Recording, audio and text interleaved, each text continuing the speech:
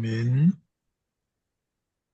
네, 우리 홍 목사님 오늘 또 귀한 발제해 주실 때 박수로 환영하겠습니다. 감사합니다. 네, 오늘이 9월 8일이네요, 벌써. 네, 원래 처음 예정은 8월 말까지였는데, 네, 지금 2부 절망한 죄다, 죄의 계속편하고 있는데, 지난 시간에는 자신의 죄에 관하여 절망하는 죄였습니다.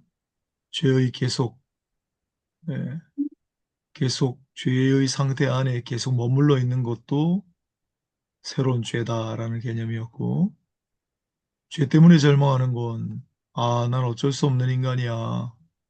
빠져나갈 수 없어. 포기하고, 단념하고, 체념하는 그러한 모습을 포괄하겠습니다마는, 두 번째 파트가 죄의 사함에 대하여 절망하는 죄. 그래서 실족이라고 하는 개념을 앞에 실족이 있었죠. 그래서 거기서 같이 다뤘습니다. 그래서 죄의 사함에 대하여 절망하는, 즉 실족이 뭐냐? 어떻게 우리의 죄를 그렇게 용서해 주실 수가 있나. 도무지 믿기지 않는 뭐 그런 예들을 앞에서 좀 다뤘죠. 여기 이제 두 번째 파트에서는 죄의 사함에 대하여 절망하는 죄의 실족이라는 항목으로 아, 외톨이 즉 단독자라는 개념이 많이 나오고 또 죄의 사함에 관하여 절망한다. 내가 죄의 사함을 받을 수 없다. 그런 일은 있을 수 없어. 내지는 내 죄가 너무도 커서 내가 이렇게 죄에 빠져 있는데 이 죄가 용서되겠어? 내가 이 죄악의 늪에서 빠져나올 수 있을까?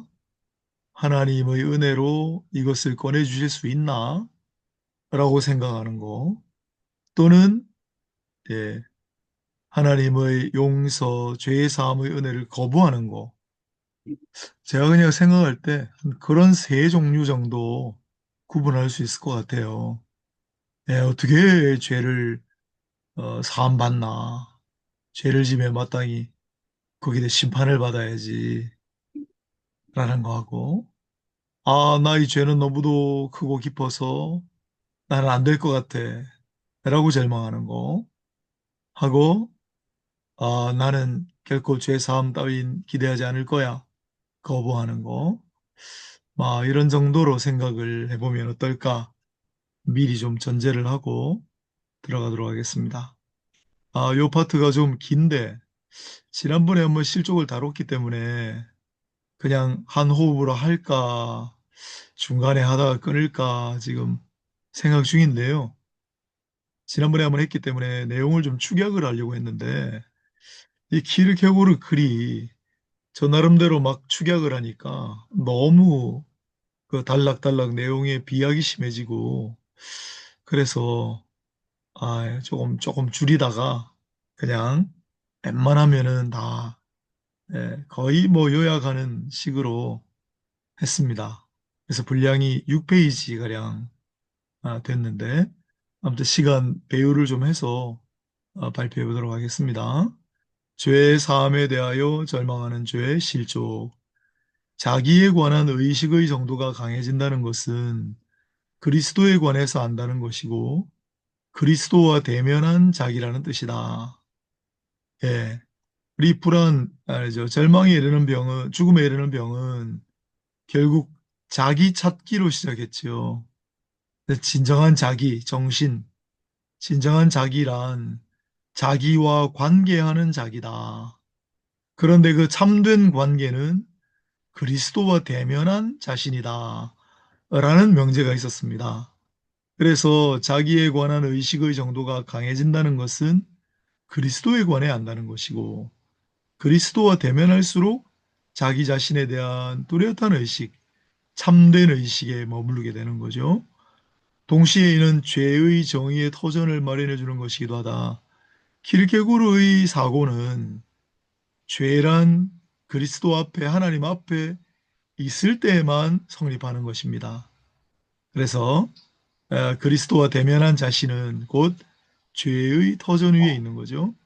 이 역시 절망하여 자기 자신이려고 하지 않는 혹은 절망하여 자기 자신이려고 하는 자기 두 가지가 계속 나왔죠. 절망하여 자기 자신이려고 하지 않는 그건 나약성이라고 불렀고요. 절망하여 자포자기 심정으로 그냥 자기 자신이려고 하는 것 그것을 반항이라고 불렀습니다. 그렇죠? 그런데 여기 죄의 사함에 대해 절망하는 이 부분에서는 나약성과 반항이 거꾸로 되어 있다. 제가 한번 이렇게 해봤는데요. 자기 자신, 무지한 자신이지요. 자기 자신이 진짜 자신이 아니죠. 부진정한 자신이라고 하려고 하다가 이제 부진정한, 진정한이란 말을 어딘가에서 제가 좀 썼는데 너무 개념이 모호하다라는 비판을 한번 받은 적이 있어가지고 사실 부진정한, 진정한이란 말은 독일 이제 법학계에서 많이 쓰는 표현인데 일반적으로 잘 안 써서 좀 익숙치가 않으신 것 같아요. 그래서 사실은 자기 자신 여기는 부진정한 자신이라고 하면 제일 좋을 것 같은데 아무튼 자기 자신이 아니려 그건 내 모습이 아니야. 나는 그런 모습에 만족할 수 없어. 그게 나약성이었죠. 반면 자기 자신이려고 하는 끝끝내 자기 자신이려고 하는 절망을 반항이라고 했는데 여기는 반대라는 거예요. 왜냐하면 자기 자신이 아니려고 하는 똑같이요. 자기 자신이 아니려고 하는 실족이 바로 반항이다. 왜냐하면 자기 자신이 대면한 자신은 바로 죄인입니다. 진정한 자신이죠. 그리스도와 대면한 자신. 그런데 그 진정한 자신, 죄인이 아니려고 하는 거가 바로 실족이잖아요. 그냥 에, 자기 부진정한 자아로 머물려고 하는 거죠, 이게. 그죠? 진정한 자기가 죄인인데 그게 아니라고 하니까 그건 그냥 지금 내 모습 이대로 머물고 싶으니까 이게 반항이 되죠. 반면에 자기 자신이려고 하는 실족, 대면한 자신이려고 하는 실족, 그건 죄인인 자신에 계속해서 머물고자 하는, 그러니까 자기가 생각할 때 자기 모습이 아니죠. 그래서 그건 반대로 나약성이다. 방향이 반대다라는 거.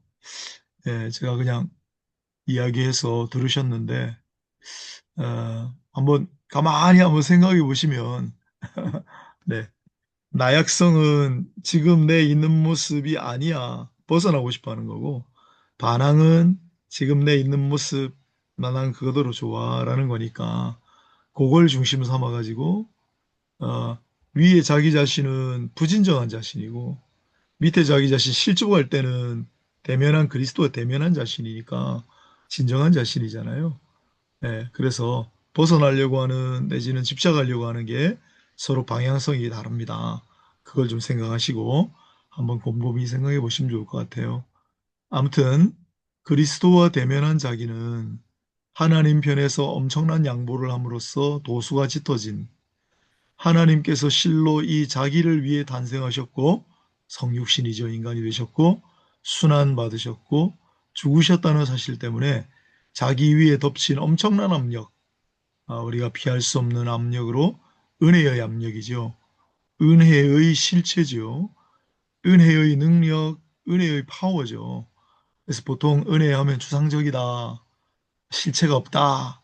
우리 그렇게 했는데 사실은 죄도 실체가 있고 은혜도 실체가 있고 죄도 권세가 있고 은혜도 힘이 있죠. 능력이 있죠.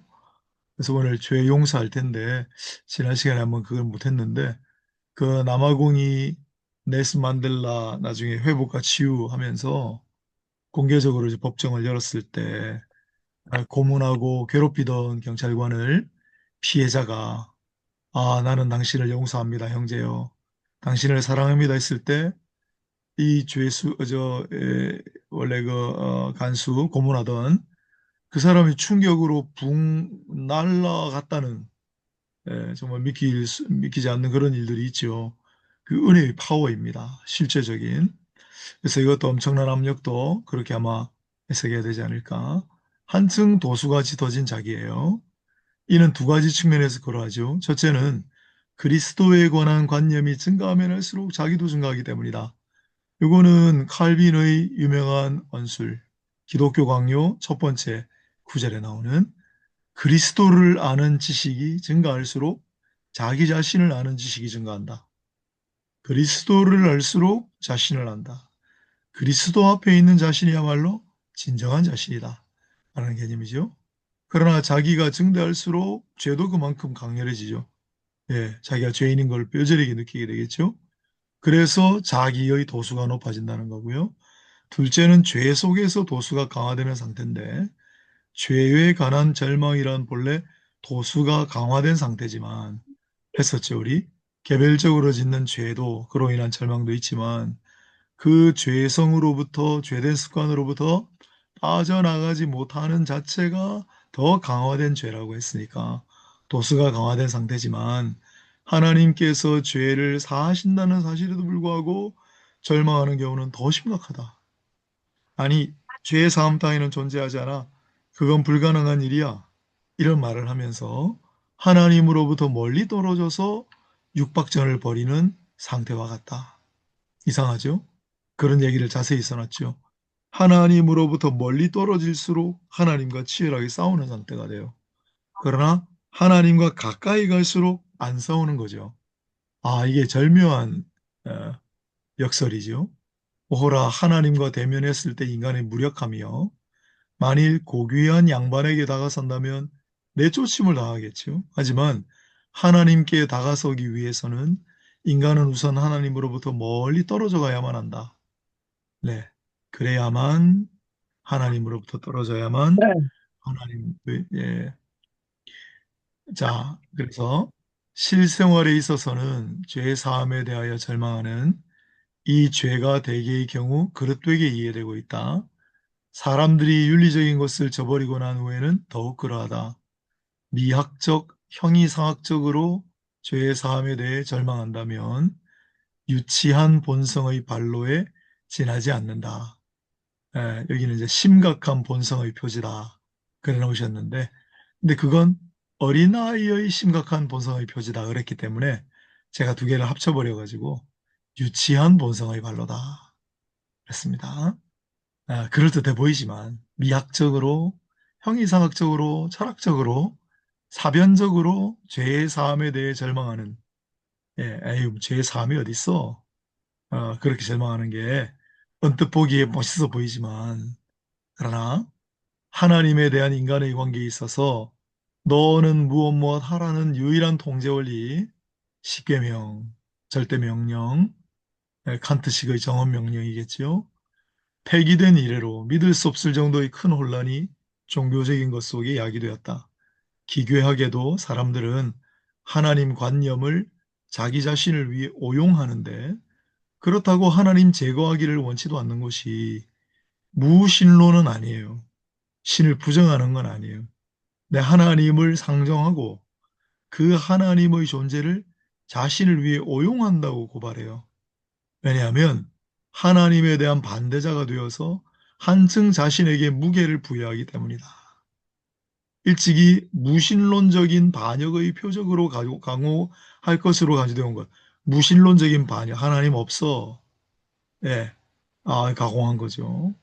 그런데 오늘날에 있어서는 천재적이고 심각한 본성의 표적으로 변했다. 자기 자신을 위해 하나님을 오용하는 그런 상태입니다. 이전에는 너 믿어라였다면 지금은 믿을 수 없다가 되었고 마찬가지로 너 죄의 사함을 믿어라, 죄의 사함을 받으라 하는 죄의 사함은 받을 수 없다가 되었으니 이 얼마나 멋들어진 결과냐? 이 결과를 초래하게 하는 것이 바로 기독교계다. 네, 비틀은 거죠. 네, 기독교계의 비판입니다. 그래서 그 이전에 죄 사함을 믿으라, 주 예수를 믿으라 라고 하는 진술 명령이 사라져 버렸어. 오늘날에는 믿을 수 없다, 재산 받을 수 없다. 그러면서 하나님이라고 하는 존재를 자기를 부각시키기 위한 상대 개념으로 전락시키는 그러한 기독교가 되었다는 거죠. 만약 기독교에 관해 아무런 말도 듣지 않았더라면 이 교도는 사람들은 그렇게까지 우쭐하지는 않았을 것이다. 그렇죠. 하나님을 우리 인격적인 하나님을 알지 못하는 이교도, 그러나 그들도 하늘에 대한 관념이 있잖아요. 하나님을 두려워하고 막 그런 거 있죠. 그런데 기독교적인 제방관념이 비기독교적으로 공중에 붕 떠 있기 때문에 건방지게 이용되고 뻔뻔하게 악용되는, 오히려 비기독교는 그리스도나 하나님 이름을 사용한 저주가 습관화되지 않았지만 기독교계에서는 어엿하게 활개를 치고 있는 너무나도 풍자적인 현상을 생각해 보라. 이교의 세계에서는 어느 정도 두려움을 품고 엄숙한 태도로 하나님 이름을 불렀지만 기독교에서는 너무나도 빈번하게 하나님 이름이 일상에서 나오고 아무렇지도 않게 생각되고 가장 부주의하게 사용된다. 가련하게도 드러난 하나님, 고귀한 분이 을에 그러하듯 자신을 은밀하게 유지하지 못하고 부주의하게 또 주책 없이 드러난 이 하나님, 가련하게도 드러난 하나님은 민중 전체에게 너무나도 잘 알려진 존재가 되었기 때문이다. 그래서 보통 우리 이제 신학에서 숨으시는 하나님이라는 개념이 있어요. 신비의 하나님 개념으로 압스콘디투스 데우스, 숨으시는 하나님, 도망가시는 하나님이란 개념이 있거든요. 그런데 그런 하나님의 속성을 완전히 버리고 너무 드러난 하나님이 되셨다는 거예요. 가련하게 도라는 말을 써놨죠. 자, 그렇게 해서 하나님을 사람들이 경외하거나 엄중하고 엄숙한 태도로 대하지 않는 그런 현실을 고발하고 있습니다. 그러다 보니 그런 하나님이 어떻게 내 죄를 사해 주시겠어요? 그죠? 인간의 수준으로 전락한 그런 하나님이, 인간의 수준으로 생각하는 그 하나님이 어떻게 내 죄, 내 영혼의 문제를 해결해 줄 수가 있겠습니까? 그걸 어떻게 믿을 수가 있겠습니까? 죄의 사함에 대하여 절망하는 죄는 실족이다. 유대인들은 그리스도에게 실족했지요. 그리스도를 스칸달리존, 그러니까 스캔들, 넘어지는 거침돌이라고 생각해, 걸림돌이라고 생각했죠. 그래서 유대인들은 그리스도에게 실족했다라고 표현 쓰죠. 신자가 아닌 사람이 죄의 사함에 대해 실족하지 않기 위해서는 기독교의 선이 볼 수 있는 바와 같은 극도의 정신상실이 필요하다. 자, 우리는 죄의 사함에 대해 실족하지 않지요. 우리는 주께서 죄 사해 주신다는 걸 믿죠. 그런데 신자가 아닌 사람이 그걸 믿으려면 보통 정신상실 가지고는 안 된다는 거죠. 또한 죄가 용서받을 수 있는 것이라고 하는 데 대해서 실족하지 않기 위해서 그걸 믿으려고 해도 이제 맨정신으로는 안 된다는 거죠.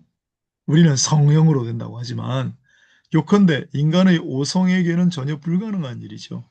죄를 사하여 주시고 내 죄를 사하여 주신다는 사실을 믿는다는 것이, 이교의 세계에서 아예 이런 죄가 존재할 수가 없습니다. 그죠? 설령 이교도가 죄에 관해 진정한 관념을 가졌다 해도, 하지만 그들에게는 진정한 하나님의 관념이 결핍되어 있기 때문에 죄에 관해 진정한 관념을 가질 수도 없어요. 하지만 어떤 죄에 대한 관념을 가진 듯해 보이고 그 죄라고 하는 생각에 대해 절망하는 이상으로 한 걸음도 전진하지 못했을 것이다. 이런 정도만 해도, 죄에 대한 관념 비슷한 걸 가지고 거기에 대해 절망하는 자체만 해도 이교도는 너무 대단한 일이다 라는 겁니다. 그러나 기독교에서는 일체가 달라진다. 왜냐하면 죄의 사함을 믿으라고 하시기 때문이죠. 그렇다면 기독교계는 죄의 사함에 관해 어떤 상태에 있는 것일까요? 실로 기독교계는 죄 사함에 대해 절망하고 있다. 실족하고 있는 거죠. 실족하고 있는 거죠. 네. 이거는 신을 안 믿기 때문에 그런 거 아니죠. 이는 퇴보의 의미로 이해해야 한다. 퇴보했죠. 사람들은, 제가 붙였습니다. 진정한 죄의 의식에까지도 도달하지 못하고 그저 이교도들도 알고 있던 그런 죄만을 알고 있다. 그리고 이교적인 안심 속에서 행복하게 마음을 놓고 산다. 하지만 이교도보다는 훨씬 앞으로 전진하며 한 걸음 더 나아가 이런 망상을 한다. 이 안심이야말로 죄 사함의 의식이다. 그리고 목사들은 교인들에게 그것을 보장해 준다. 이교도들에게 죄는 덕의 반대죠. 근데 기르케고르는 계속 주장하는 게 죄의 반대는 신앙이다라고 얘기하죠. 근데 이교도 수준에서의 죄인식에 머무르고 있다는 거죠. 그러면서 우리는 이교도가 아니기 때문에 이교도보다 더 안심한다는 거예요. 그래서 마음 놓고 산다는 거예요. 그래 내가 마음이 편하고 내가 행복하면 이게 내가 죄 사함 받은 그러한 결과다라고 생각한다는 거죠. 그리고 목사들은 그걸 교인들에게 부추긴다는 거로 생각이 듭니다. 그러고 보니까 기독교의 근본적인 불행은 따지고 보면 기독교 그 자체로부터 기인하죠. 예, 여기서부터 이제 좀 어려운데요. 하나님 사람이라고 하는 거. 기독교에 있어서는 하나님이 사람이라고 하는 가르침이 역설과 실족의 가능성이 호의되어 있죠. 너무나도 되풀이하여 설교되었으므로 그 참뜻이 천박하게 섭취되어 하나님과 사람 사이의 질적인 차이가 범신론적으로 처음에는 고상하게 사변적으로 다음에는 큰 길이나 골목길에서 범신론적으로 폐기되고 말았다. 처음에는 철학적으로 범신론적으로 폐기되었는데 나중에는 큰 길이나 골목길이니까 일상에서 사람들 보편적인 상식 가운데 하나님과 사람 사이의 질적인 차이가 폐기되는 그래서 지상의 어떤 가르침도 기독교만큼 하나님과 사람을 가까이 결합시킨 것은 없었죠. 네. 창조주와 피조물의 관계인데 하나님과 사람이 콜로 할 수 있는 건 그리스도 때문이죠. 또한 하나님의 형상으로 지으셨다라고 말씀 때문이죠. 사실 지상의 어떤 가르침도 기독교만큼 하나님과 사람을 가까이 결합시킨 것은 없었다. 하지만 어떤 가르침도 기독교만큼 차츰 하나님이 사람이라는 가르침을 헛된 것으로 돌려놓고 마치 하나님과 사람은 하나로 귀라는 것이라고 해석하는 무서운 신성모독에 대해 스스로를 방어한다기보다 옹호하는, 변증하는, 변명하는 그런 경우는 없었을 것이다. 하나님과 사람은 하나로 귀일한다. 이거는 아까 범신론도 되고요. 네, 범신론도 되고요. 또한 하나님과 사람은 하나로 귀일한다. 이건 로마 가톨릭에서 신화, 또 우화등선, 사람이 신선이 되는 거, 사람이 신이 되는 거, 네, 그런 가능성이지요. 그러나 우리 기독교는 하나님이 그 사람 관계를 제시를 하지만 동질로 보진 않죠. 화 있을지어다 맥 빠진 설교자들이요. 화 있을지어다 경박한 사상가들이요. 더욱 화 있을지어다 화 있을지어다. 맥 빠진 설교자들은 화 있을 거다. 경박한 사상가들은 더 화가 있을 것이다. 그들로 배우고 그들을 칭송하는 모든 추종자들이요. 인간 세상에서 질서가 유지되려면 우선 무엇보다도 각자는 외톨이인 인간임을 자각해야 한다. 계속 외톨이로 번역하셨는데 우리는 보통 신 앞에서는 단독자라 그러니까요. 단독자. 우리가 좀 익숙한 개념인데 사실 외톨이 우리말이라 이게 또 더 멋있어 보이긴 합니다. 우리는 하나님 앞에서 단독자임을 자각해야 한다. 그리고 인간이 집합하여 아리스토텔레스 이른바 동물의 특징인 무리가 될 수 있는 허락을 받고 다음으로 이 무리가 수상적 존재, 말하자면 무 이하의 것이고 가장 보잘것없는 외톨이인 인간 이하의 것이다 라고 했어요. 이 무리, 이 무리가 추상적 존재, 어떤 존재인 것처럼 간주하면 이윽고 그 추상적 존재는 하나님이 된다. 인간이 무리가 되고 어떤 전체가 되면 하나님이 되는 철학적으로는 하나님 사람과 일치한다. 민중이 임금을 억압하고 신문이 장관을 위협하는 신민인데 신문이라고 잘못했네요.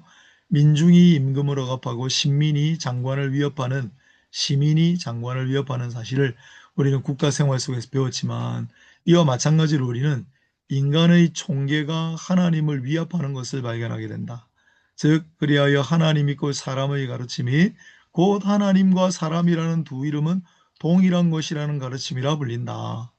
그래서 인간의 종계가 하나님을 위협한다. 인간의 종계가 하나님이다. 아까 했습니다마는 인내천 그것도 아마 비슷하지 않을까. 사람이 곧 하늘이다. 그죠? 자명한 일이지만 개인에 대한 세대의 우위성을 보고하는 일에 참여한 철학자들은 그들의 학설이 천민은 곧 하나님이라고 간주하게끔 극도로 타락함에 이르자 이제 구역질을 느끼며 외면한다. 철학자들은요. 천민이 곧 하나님이라고 하지 않아요. 그들의 약설은 곧 선민, 즉 뛰어난 사람들이 하나님이다. 선택을 받은 우월자 계급이나 철학자들의 모임이 하나님의 화신이다. 라고만 생각하죠. 네. 그래서 아주 비천한 무리들이 하나님이다. 그거를 인정하지 않죠. 요컨대 하나님 사람의 가르침이 기독교를 뻔뻔스럽게 만든 것이다. 그것이 마치 하나님께서 지나치게 나약하셨던 것 같이 보일 지경이다. 이런 하나님의 처지는 결국 지나치게 양보하여 배은망덕을 보답받은 거나 마찬가지다. 하나님 사람의 가르침을 창설하신 분은 하나님이시죠. 하나님의 형상대로 사람을 지으신 분은 하나님이시죠. 사람의 모습으로 하나님이 이 땅에 보내신 것도 하나님이시죠. 그럼에도 이제 기독교가 이 사실을 뻔뻔스럽게도 거꾸로 이용하여 하나님에게 자신과의 친근성을 억지로 떠맡기고 말았으니 그렇게 되면 하나님께서 하신 양보는 국왕이 보다도 자유로운 헌법을 반포한 사건과 의가 거의 같아진다. 즉 자유로운 헌법이 반포된 것을 국왕이 어쩔 수 없어서 그런 정도로 하는 거죠. 하나님이 어쩔 수 없이 그렇게 하셨다라고 받아들이는 거죠. 이쯤 되면 하나님도 약간 어리둥절하실 것 같다. 슬기로운 사람은 이렇게 물을 수 있죠. 이렇게 된 것은 당신 책임입니다. 왜 인간에게 그런 깊은 관계를 맺어주셨습니까? 하나님과 인간 사이 동일성이 성립되려고 어떤 인간도 염두에 두지 못했을 것이고 어떤 인간 마음에 떨어지지 못했을 건데 그걸 인간에게 알린 이는 당신이지 않습니까? 그런 이제 당신이 하는 일에 열매를 거두고 있는 거 아닙니까? 자업자득입니다, 하나님. 이렇게 지금 설명하는 거죠. 그만큼 지금 기독교계는 타락했다. 그걸 오용하고 있다. 그리고 지금 우리가 계속하는 죄의 사함에 대해 실족한 상태다. 그건 결국 뭐 여러 가지 각도로 할 수 있지만 내 죄 때문에 내 죄가 너무나 엄중하여 죄에 사하지 못하실 것이다 라는 측면도 있지만 나를 하나님 수준으로 높여서 혹은 하나님을 내 수준, 인간 수준으로 낮춰서 어떻게 하나님 우리 죄를 사하실 수 있나 라고 생각하는 그런 경향성이기도 합니다. 그러나 애초부터 기독교는 자신을 방어해왔다. 기독교는 죄의 가르침을 가지고 시작한다. 죄의 범주는 외톨이의 범주다. 죄는 사변적으로는 결코 사유될 수 없다. 죄라는 걸 철학적으로 추상적으로 죄라는 것만 생각할 수는 없다는 거죠. 외톨이, 단독자의 인간을 전제하지 않으면 죄는 사유될 수 없는 거죠.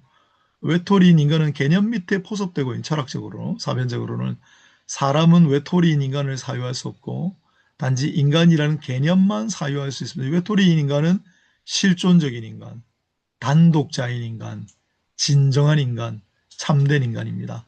그걸 상정할 수는 없고 인간이라는 개념만, 그래서 이걸 지난번에 좀 소개한 대로 하면 외톨이인 인간을 실존이라고 한다면 인간이라고 하는 개념은 본질이죠. 그래서 하이데거는 본질, 실존은 본질에 앞선다. 따라서 인간은 실존을 사유할 수 없고 본질 인간의 개념만 사유하는 거죠.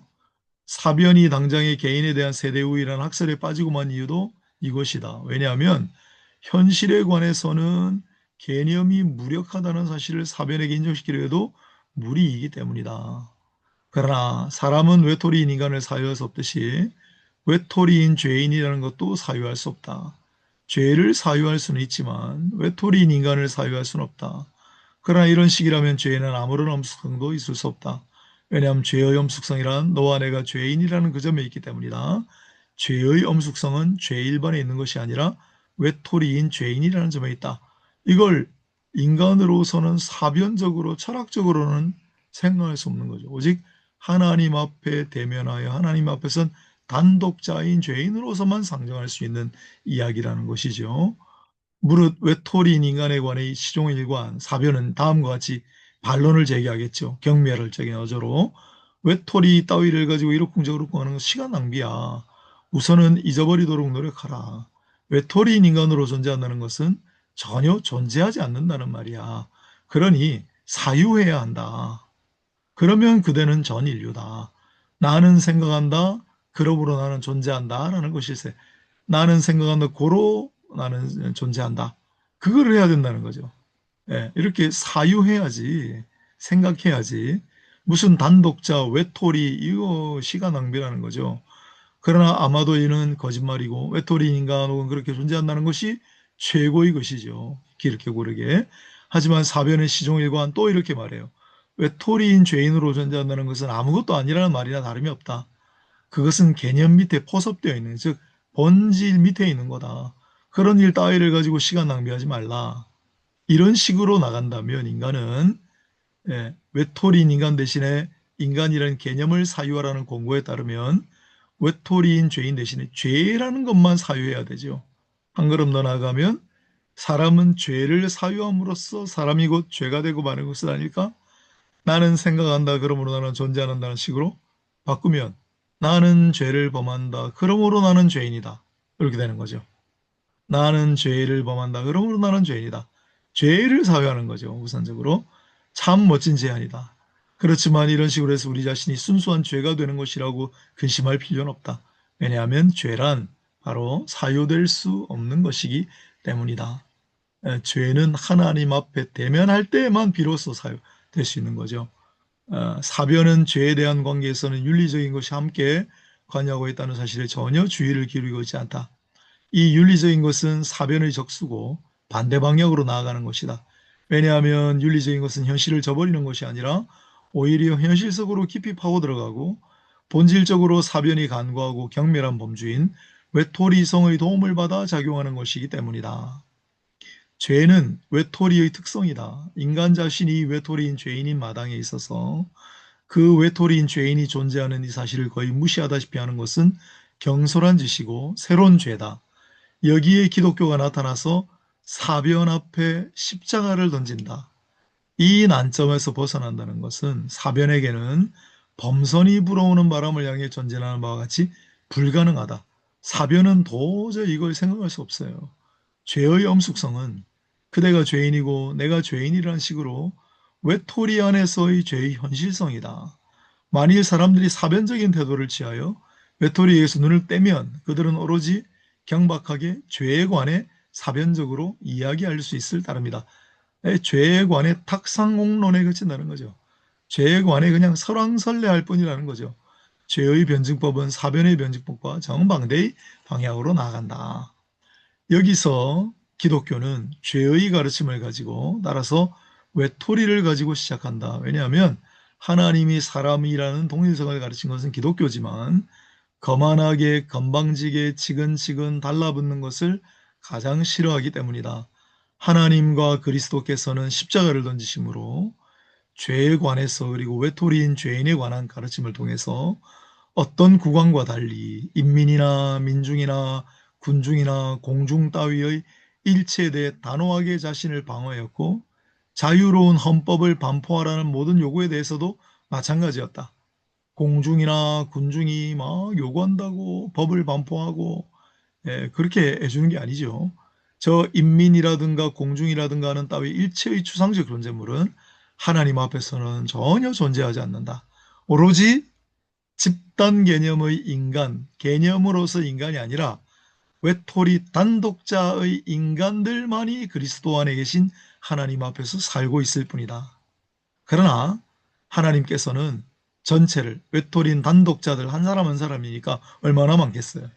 그러나 그 전체를 잘 보살피실 수 있으시고 심지어 참새들 일까지도 돌봐주실 수 있는 분이기 때문에 아무 걱정 안 해도 된다는 거죠. 그리고 이 목적을 위하여 하나님 자신이 온갖 처소에 임재하는 것이고 편재하시는 것이다. 인간의 개념과 하나님의 개념은 같지 않다. 인간의 개념 밑에는 외톨이는 들어가지 않는다. 그러나 하나님의 개념은 일체를 포괄하고 어떤 의미에서는 하나님께서는 개념이라는 것을 가지고 계시지 않으시다. 하나님이라고 하는 개념 자체도 필요 없는 분이시죠.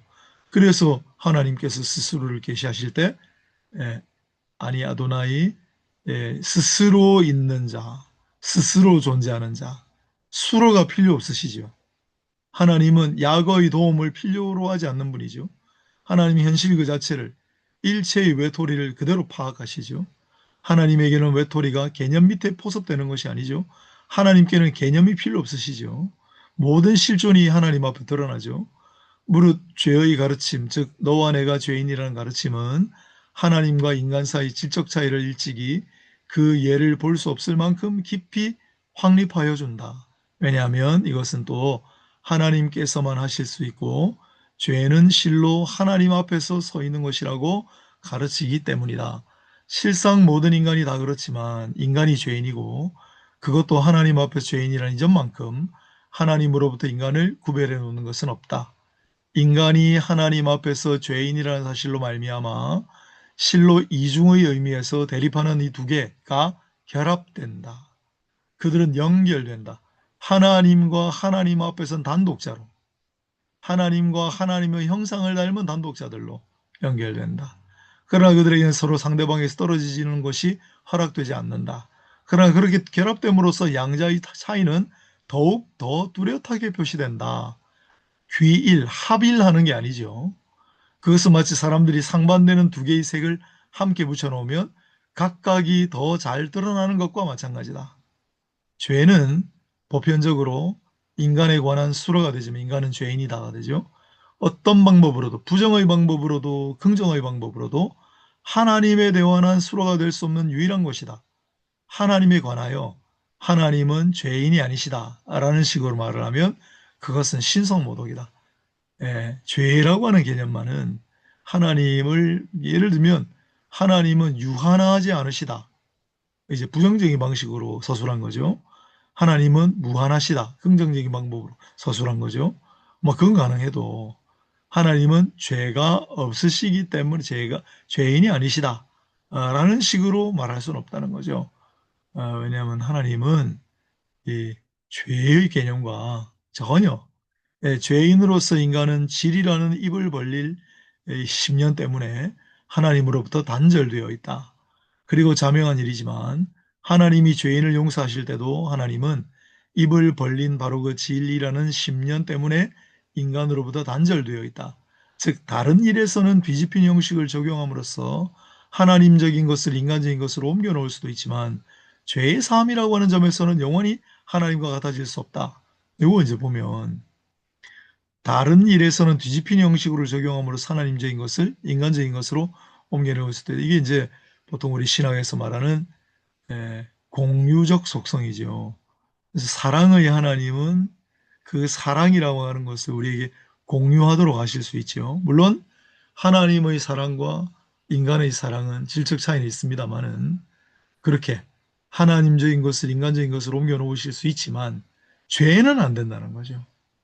그러므로 여기에 실족의 가장 큰 은결체가 있다. 그리고 이것이 바로 하나님과 인간의 돈위에서 가르치는 가르침을 필요로 한다는 사실을 인정하게 하는 것이다. 그러나 실족은 일반적으로 주체성이 즉 외톨이인 인간이 지닐 수 있는 가능한 규정 중에서도 가장 결정적인 것이다.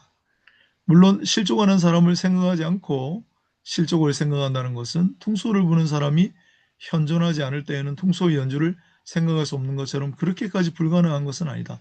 그러나 연애가 추상적인 개념으로는 실감이 되지 않듯이 실족도 연애 이상으로 비현실적인 개념이므로 실족한 외톨이인 인간이 현존하는 그때야 비로소 현실적인 것이 된다는 사실을 사유도 인정하지 않을 수 없을 것이다. 네.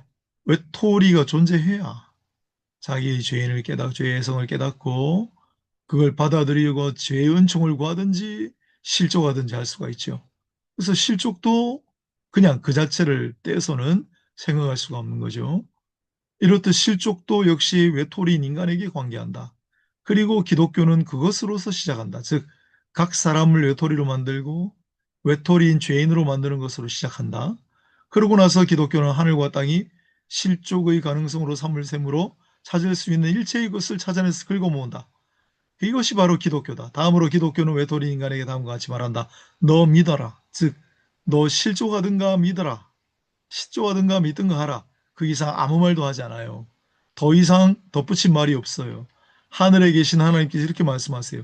이제 나는 말을 마쳤다. 영원한 세계에서 다시 한번 서로 이야기하자. 그동안 그대는 그대가 하고 싶은 것은 하라. 그러나 심판이 바로 목전에 있다는 사실을 기억하라. 심판, 우리가 이미 배워서 알고 있고 경험이 가르쳐 주듯이 만일 배 위나 군대에서 폭동이 일어나면 하도 범죄자가 많아서 처벌을 단념할 수밖에 없는 경우가 있어요. 극히 존경받는 교양 있는 공중이나 인민이 뭔가 폭동을 일으켰을 경우에 아예 범죄 문제 삼지 않는 경우도 있을 수 있어요.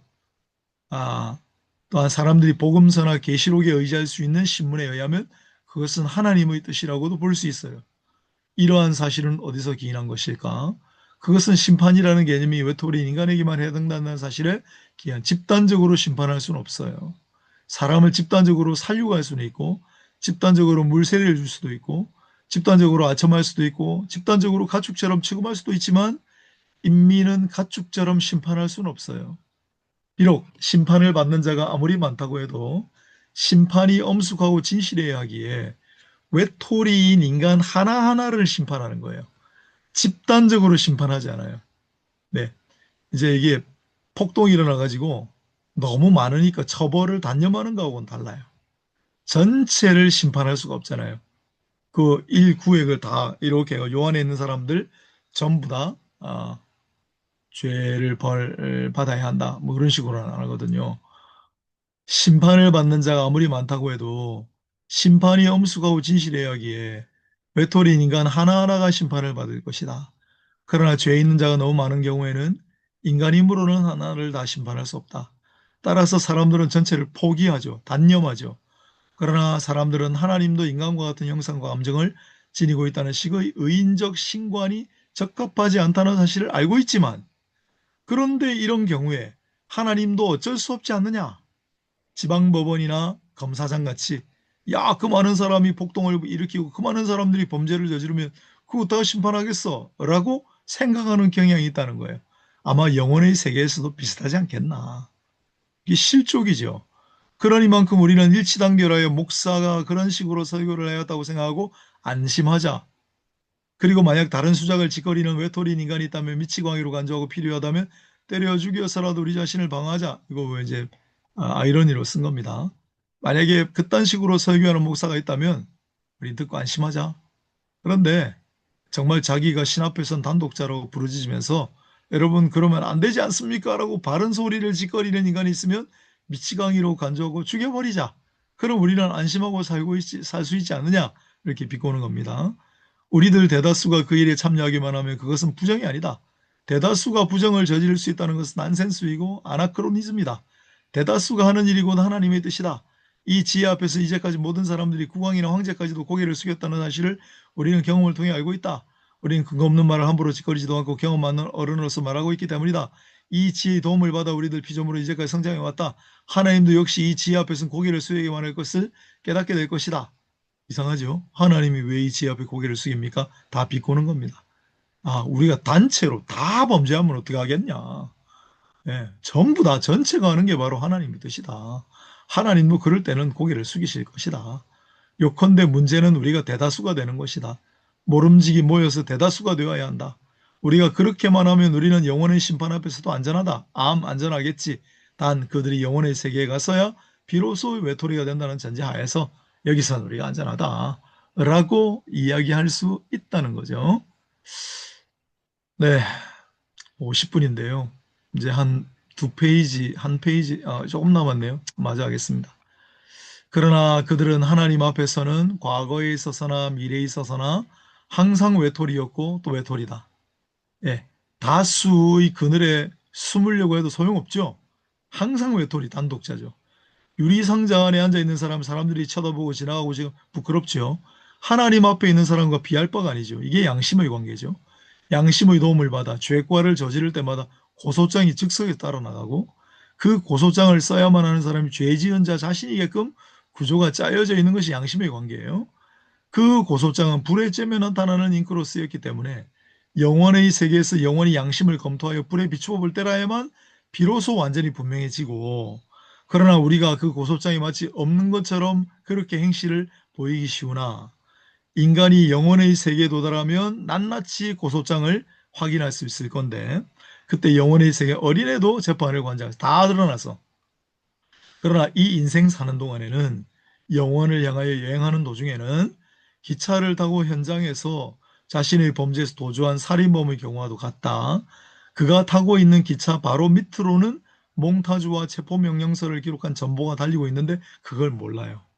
나의 죄목을 직접 적은 고소장이 있다는 것을 못 보니까 모르는 걸로 생각하는 거예요. 없는 걸로 생각하고 신나게 달려요. 그런데 밑에서 같이 달려오고 있어요. 그가 역에 도착했을 때 이미 고소장하고 명령서가 이제 도달이 되어 있어서 우리는 역에 도착하자마자 체포되게 되어 있어요. 인생의 여정을 종착역에 도착하면 바로 우리는 체포당할 수, 자기 고소장을 가지고 달리는 인생이다. 멋있는 표현이죠. 그러므로 죄의 사함에 대하여 절망한다는 것은 곧 실족이다. 그리고 실족이란 절망의 정도가 강해진 것이다. 사람들은 보통 이 사실은 생각하지 않는다. 마찬가지로 사람들은 보통 실족을 거의 죄라고 치부하지 않는다. 왜냐하면 사람들의 이런 죄는 보통 문제 삼지 않고 실족이 발붙일 수 없는 종류의 죄만을 문제 삼고 있기 때문이다. 하물며 사람들이 실족을 죄의 정도가 짙어진 것이라고 해석할 리 만무하다. 이렇게 된 것은 사람들이 기독교적으로 죄를 신앙과 대립시키지 않고 죄를 덕과 대립시켰기 때문이다.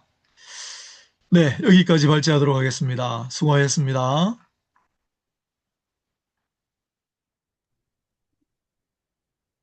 네, 잘하셨습니다. 아, 예. 컨디션이 좋은 날은 좀 귀에 쏙쏙 들어오고 힘든 날은 예, 헤쳐마간산격으로 들어오고 공부를 혼자 해도 힘들고 여기 참여하는 분들이 어떻게 하면 이 최고의 이 말들을 좀 내면화하고 적용할 수 있을까 이런 고민들이 다 있으리라는 생각이 드는데요. 예, 어쨌든 오늘 14분이 참여하셨는데 예, 많이 또 얼굴도 좀 네, 보여주시고 조금 논의를 좀 진전시키기 위해 예, 실족이란 뭘 의미하는 것일까? 또 아까 서두에 말씀드렸지만 기독교인으로서 실족한다는 것은 무슨 의미일까? 또는 왜 그러면 기독교인인데 실종하는 것일까? 뭐 이런 것들을 중심으로 또 우리 구체적인 생활에서 삶 속에서 이런 걸 또 우리가 어떻게 적용할 수 있을까? 또는 그런 실족에서 벗어나는 길 내지는 실족에 빠지지 않으려면 어떻게 계도하고 또 설명해 줄 수 있을까? 그런 거 중심으로 좀 한번 또 자기 생각이나 또 찾은 답을 말씀해 주시면 우리 서로 좀 집단적으로 이해하는 데 도움이 되지 않을까 생각합니다. 네, 감사합니다. 이창 목사님 오늘 발제하신 내용을 조금 또 간결하게 또 좀 더 쉽게 설명을 해주시면 그 다음 진행에 도움이 되겠습니다. 예, 일단은 좀 쉽게 이해하는 방법이 이 킬케고 당시에 그 배경을 좀 알면 좀 더 이해가 쉽지 않을까 이렇게 생각이 듭니다. 킬케고르 당시에 그 교회는 이제 크리스텐덤이라고 이름을 붙였거든요. 근데 이 크리스텐덤은 전체가 다 기독교인이 된 사회입니다. 뭐 기독교인이 없는 사람이 없을 정도로 완전히 그 안전한 사회 속에 있었습니다. 그래서 한마디 키워드로 얘기하면 안전이 보장된 사회였거든요. 그러니까 다 구원받았다고 생각하는 것이 킬케고르가 봤을 땐 착각이었거든요. 그래서 앞으로 전진을 했어요. 전진을 했는데 여기서 이제 가장 큰 착각이 뭐냐면 그 안전 자체가 죄사함을 받은 걸로 착각을 하는 겁니다. 그 안전 자체가 죄사함이에요. 그러니까 이제 한 번도 자기가 진짜 죄 앞에 서본 일이 없어요. 그냥 태어나면서부터 크리스천이라고 하는 이름이 붙여졌고 거기서 나는 죄사함을 받았어. 그래서 지금 우리가 안전 가운데 사는 것은 죄사함을 받아서 그래. 라고 하는 이 생각 자체는 이교도 세계에선 들어오지 않았던 생각이에요. 그러니까 이교도에서는 그런 방식으로 죄사함에 대해서 생각해 본 적이 없어요. 그러니까 이건 뭐냐면 크리스텐덤에만 굉장히 독창적으로 들어왔던 이 착각인데 그래서 이 안전핀을 뽑아야 되는데 이제 그래서 키르케고르는 가장 기본적인 생각이 뭐냐면 오늘날이야말로 사람을 불안하게 하는 게 더 어렵다. 왜냐하면 다 구원받았다는 착각이 들어왔기 때문에 이 사람들을 진짜 구원에 이르게 하기가 이교도 세계에서 구원에 이르게 하는 것보다 더 어려워졌다. 이미 그들은 그렇게 착각 속에 들어 있어서 있는 그 상태. 그래서 결국은 뭐냐면 내가 죄사함에 대해서 정말로 인식하지 못하는 그 무지 상태에 빠진 상태. 그러니까 이거에 대한 기본적인 가정이 하나가 있다고 보시면 될 것 같고요. 그래서 여기서는 용어는 안 나오는데 다른 데서 이제 키르케고르가 이제 아브라카타브라라는 용어를 써요. 그러니까 이게 뭐냐면 주문을 외우는 거거든요. 그러니까 주문을 외운다는 건 뭐냐면 이교도 사회에서는요. 신의 이름을 부른다는 게 굉장히 두려운 일이라는 거예요. 왜냐하면 그 주문을 외우는 것만으로도 굉장한 능력이 발휘되기 때문에 벌벌벌 떤다는 거예요. 근데 기독교 사회에서는 어떤 착각이 들어왔냐면 신의 이름이 너무 자주 불러지다 보니까 이게 대중화돼 버려가지고 아무도 하나님의 이름을 부르는 거에 대해서 두려워하지도 않고 그냥 저기 철수야 영이나 이런 이름을 부르는 거나 하나님의 이름을 부르는 거나 딱 똑같은 상태에 이르게 된 부분들이 있거든요. 그래서 이런 부분에 대한 전반적인 좀 이해를 갖고 있으시면 사실은 여기에서 이 논점에서 비판하려고 하는 그런 거는 굉장히 그 통렬한 비판이었던 것처럼 보입니다. 네. 간단하게 이 정도만 아, 말씀드리겠습니다. 예. 또 나중에 말씀해 주시고요. 최정인 박사님 말씀해 주실래요? 이게, 이게 이제 실족이라는 경우가 또 나오잖아요. 이게 실족을 우리가 저는 어떻게 이해해야 한다고 생각하냐면, 실족을 안 하려고 하는 게 아니라, 실족 앞에 서봐야만 진짜 기독교인이 된다. 그렇게 읽어야 된다고 저는 생각해요. 그러니까, 실족하지 않으려는 것. 이게 바로 안전이거든요. 그런데, 이, 뭐, 절망이나 불안이나 죄나 이런 것들이 다 이렇게 시스템화돼서 어, 그냥 자연스럽게 용서가 되는. 그래서 하나님 앞에서의 어떤 그 두려움, 떨림, 공포 이런 것이 없이 하나님 앞에 자연스럽게 저가 용서하는 시스템 이게 아니라는 거예요. 실제로는. 그래서 구약 성경을 보면 예를 들자면 아담과 하와의 전화 또 홈리와 비너스 또 아론의 두 아들 또 뭐 베레스 우사 또 신약에서 어, 하나니와 삽비라 우리 하나님이 길들여지지 않잖아요. 하나님은 도대체 어떻게 상대해야 될지 모르는, 언제 어떻게 화낼지 몰라가지고,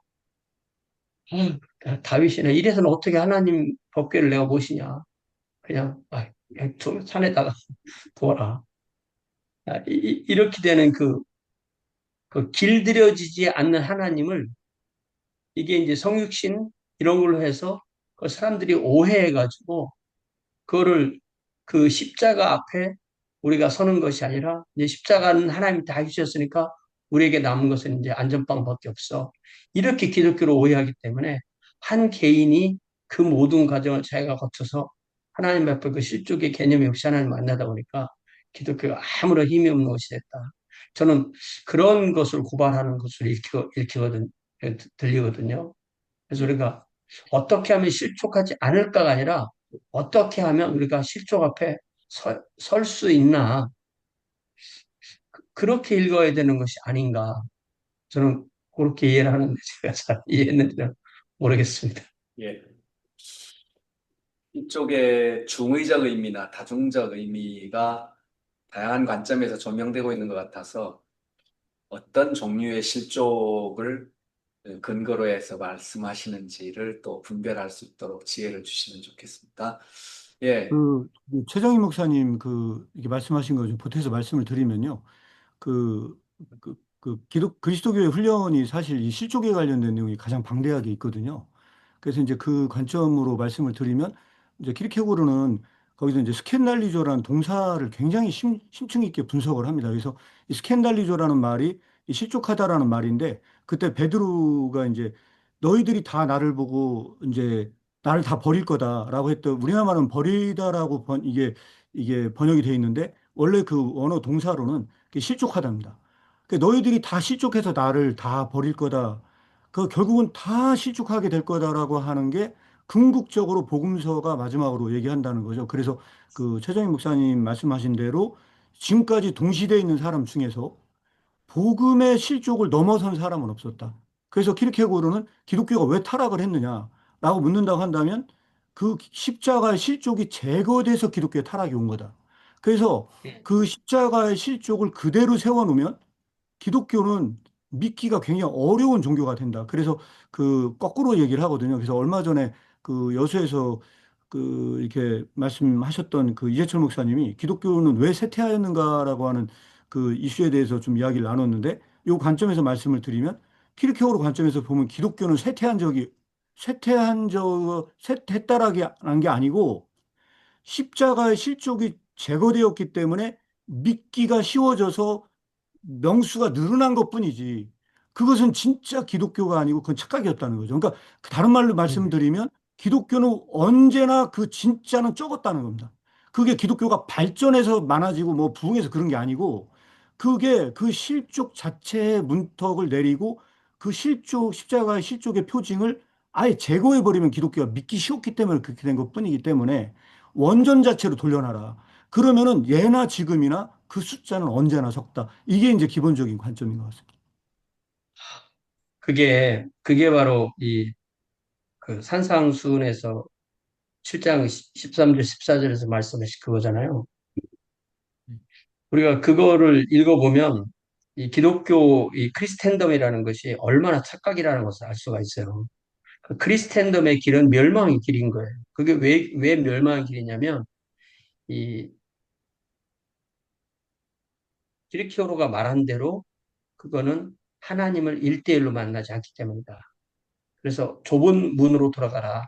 멸망으로 인도하는 문은 크고 그 길이 넓어 그리로 들어가는 자가 많다. 이게 이 멸망으로 인도하는 문이 크리스텐덤이고 이게 실족하지 않고 안전하게 하나님을 만나는 거고 길들여지지 않는 하나님을 성육신과 십자가로 길들여서 인간이 보기에 어리석은 그 하나님을 만나야 되는데 전혀 어리석지 않고 합당하게 이해가 될 만한 우리의 이성 수준으로 내려와 보신 그런 하나님을 만나는 거고 그러나 원래 하나님 그 모습 생명으로 인도하는 분은 좁고 길이 협착해서 찾는 이가 적다. 저는 그 마태복음 7장 13절 14절 말씀을 이 크리스텐덤과 참된 기독교랑 비교해 보면 너무 명확하게 절묘하게 맞아듣는 그런 말씀인 것 같아요. 그래서 우리가 어떻게 하면 그 하나님을 있는 모습 그대로 만날까? 그리스도와 십자가, 성경에 있는 그것을 우리가 버리라는 게 아니라 그걸 그대로 만나도 그렇게 만날 때 그 길은 좁은 길이다라는 것을 이해하는 것이 키르케고르와 이 기독교의 본질을 이해하는데 아주 핵심인 것으로 그렇게 저는 이해합니다. 예, 감사합니다. 예, 홍석진 목사님 혹시 두 분 말씀 듣고 또 첨언하신 말씀 있습니까? 예, 뭐 그러니까 스캔들 이제 기독교의 십자가가 걸림돌이다라고 했으니까 이제 지금 두 분이 말씀하신 실족은 키르케고르가 이야기하는 실족하고 이제 조금 뭐 성경적으로야 뭐 다 일맥상통하지만 조금 이제 다른 각도로 그렇죠? 여기서는 사람들이 왜 절망의 죽음에 이르는 병에서 벗어날 수가 없는가? 거기에 대한 한 가지로 죄의 사함에 대한 죄의 사함에 대한 실족, 절망이니까요. 그러나 이제 아까 말씀드린 왜 그럼 죄의 사함을 실족에 빠지게 되는가?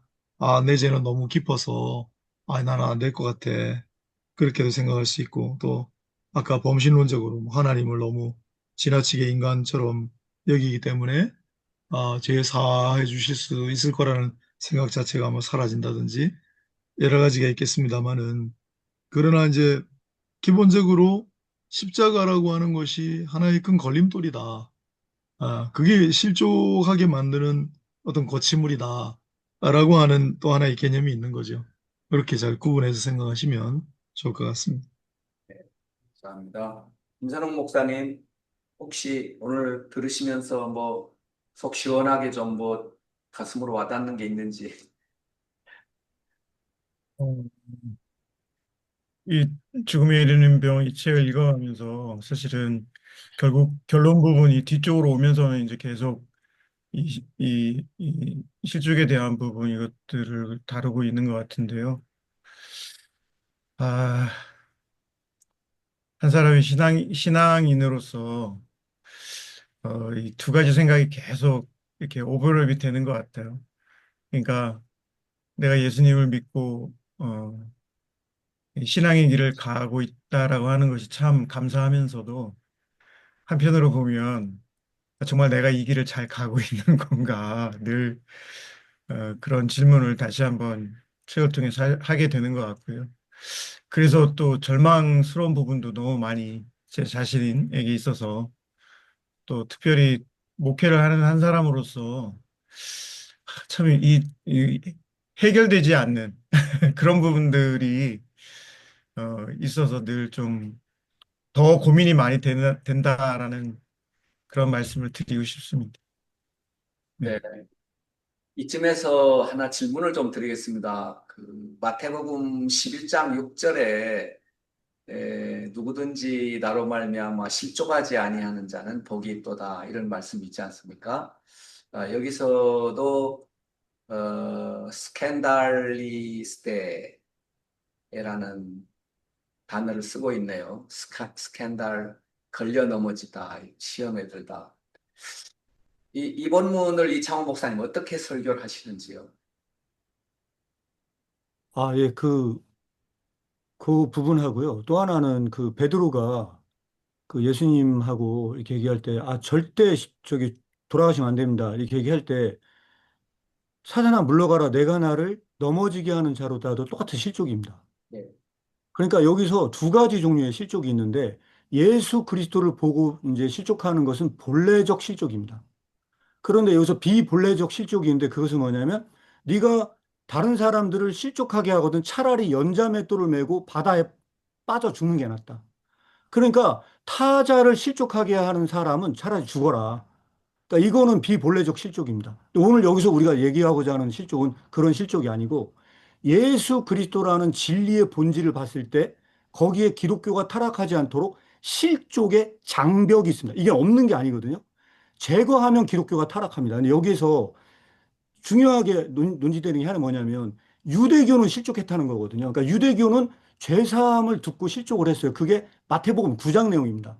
마태복음 9장에 뭐냐면 유대인들이 야, 저기 그 병자를 데리고 내려왔을 때 죄사함을 받았다라고 얘기하니까 와, 참남하다 하고서 막 화가 나가지고 어떻게 죄사함을 선포할 수가 있냐. 그러니까 그거를 보고 그 사람들은 그거를 보고 실족을 했거든요.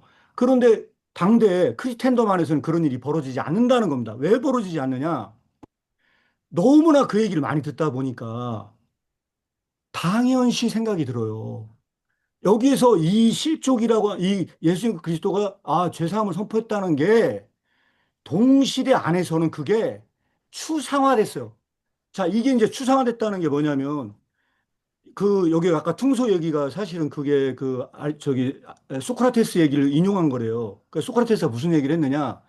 피리 부는 자가 피리 소리가 있는데 피리 부는 자가 없을 수가 있냐? 그게 말이 되냐? 말 소리가 있는데 말이 없다는 게 말이 되냐? 말이 안 되지 않냐? 그런데 덴마크 사회에서는 그런 일이 벌어진다. 덴마크 사회에서는 중요한 뭐냐면 나를 보고 실족하지 않는 자는 복이 있다라고 하는 실족 자체는 존재한다. 그거는 실족이라는 말 자체는 성경에 다 들어있고 그게 지금 널리 퍼져 다 됐다. 그러나 개개의 단독자로서 실족하는 사람이 단 한 명도 발견이 안 된다. 실족이라고 하는 것 자체는 있다. 그런데 왜 이 크리스텐덤 속에 이 실족하는 사람은 없냐?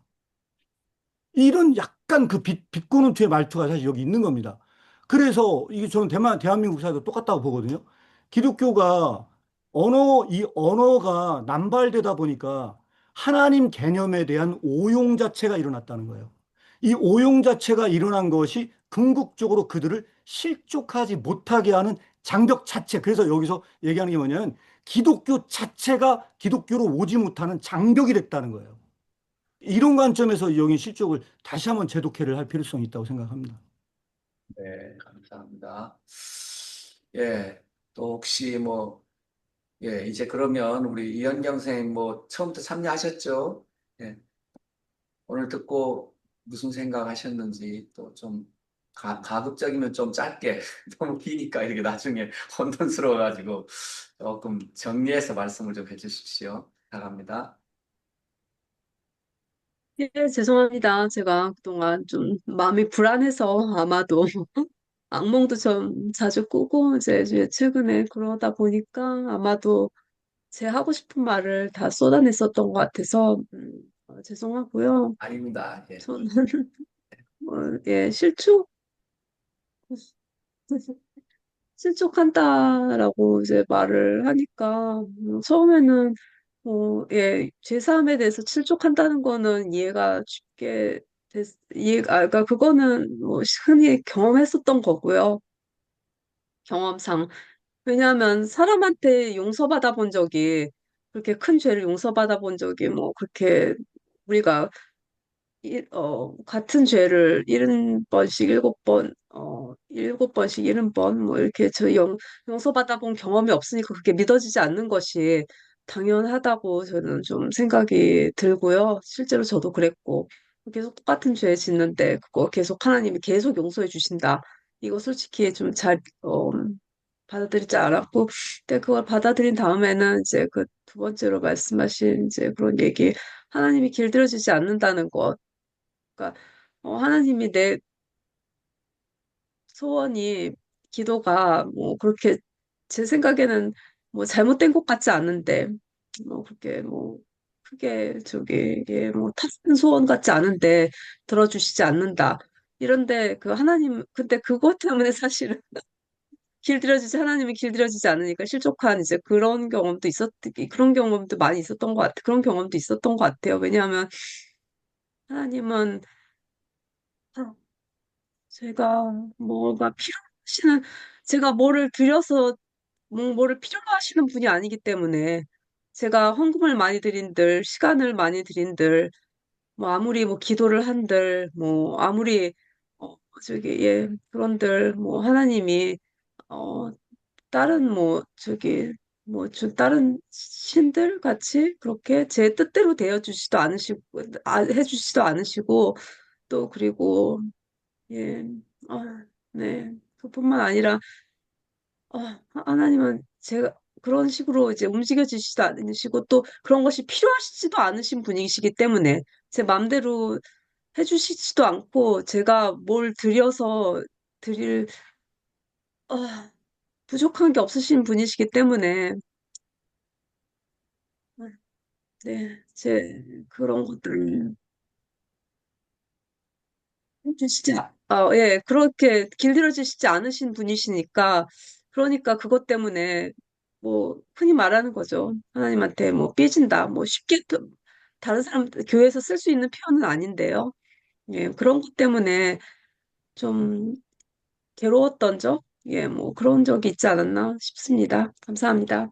그리고 그동안, 예, 제가 정말 좀, 그 말씀드린 대로, 불안증에 좀, 이렇게 시달려서 청자분들 생각하지 않고 좀 다 이렇게 막 쏟아냈던 것에 대해서 조금 죄송하게 생각하고 예, 좀 말을 정제를 하도록 할게요. 감사합니다. 죄송합니다. 제가 예, 그 사실 실족이라는 말이 이게 우리 예수 믿는 사람들은 이제 실족이라는 얘기를 많이 쓰는데 이 교회 밖으로 나가면 실족이라는 단어를 거의 안 쓰고요.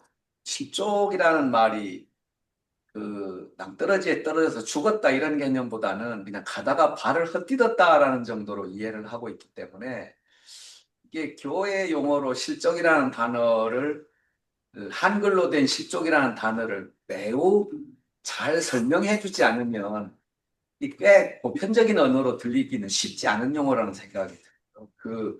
저도 그 연자맷돌을 메고 바다에 빠뜨리우는 게 나으니라 하는 그 본문도 해석이 목사님마다 달라요.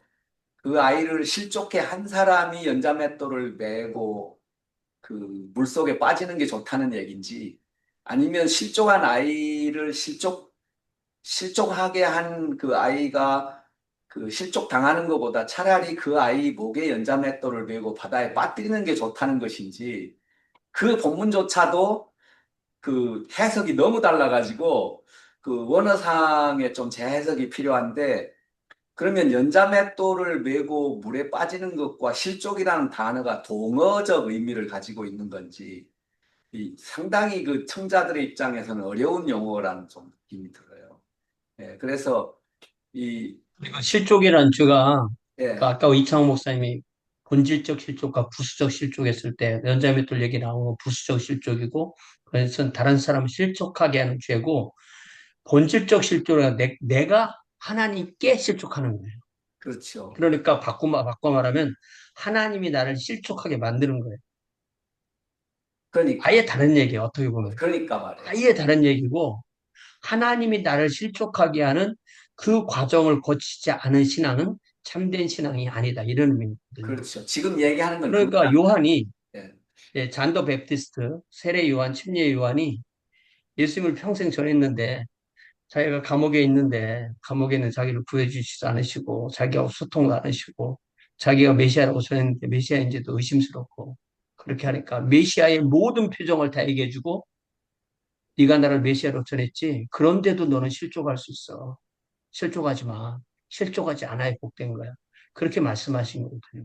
그래서 우리는 마태복음 11장의 그 본문을 우리의 나의 이야기로 내가 침례 요한의 자리에 놓고 그걸 읽어야 되고 그게 이제 그리스도교의 훈련이라는 책에서 키르케고르가 딱 성경기들 세 개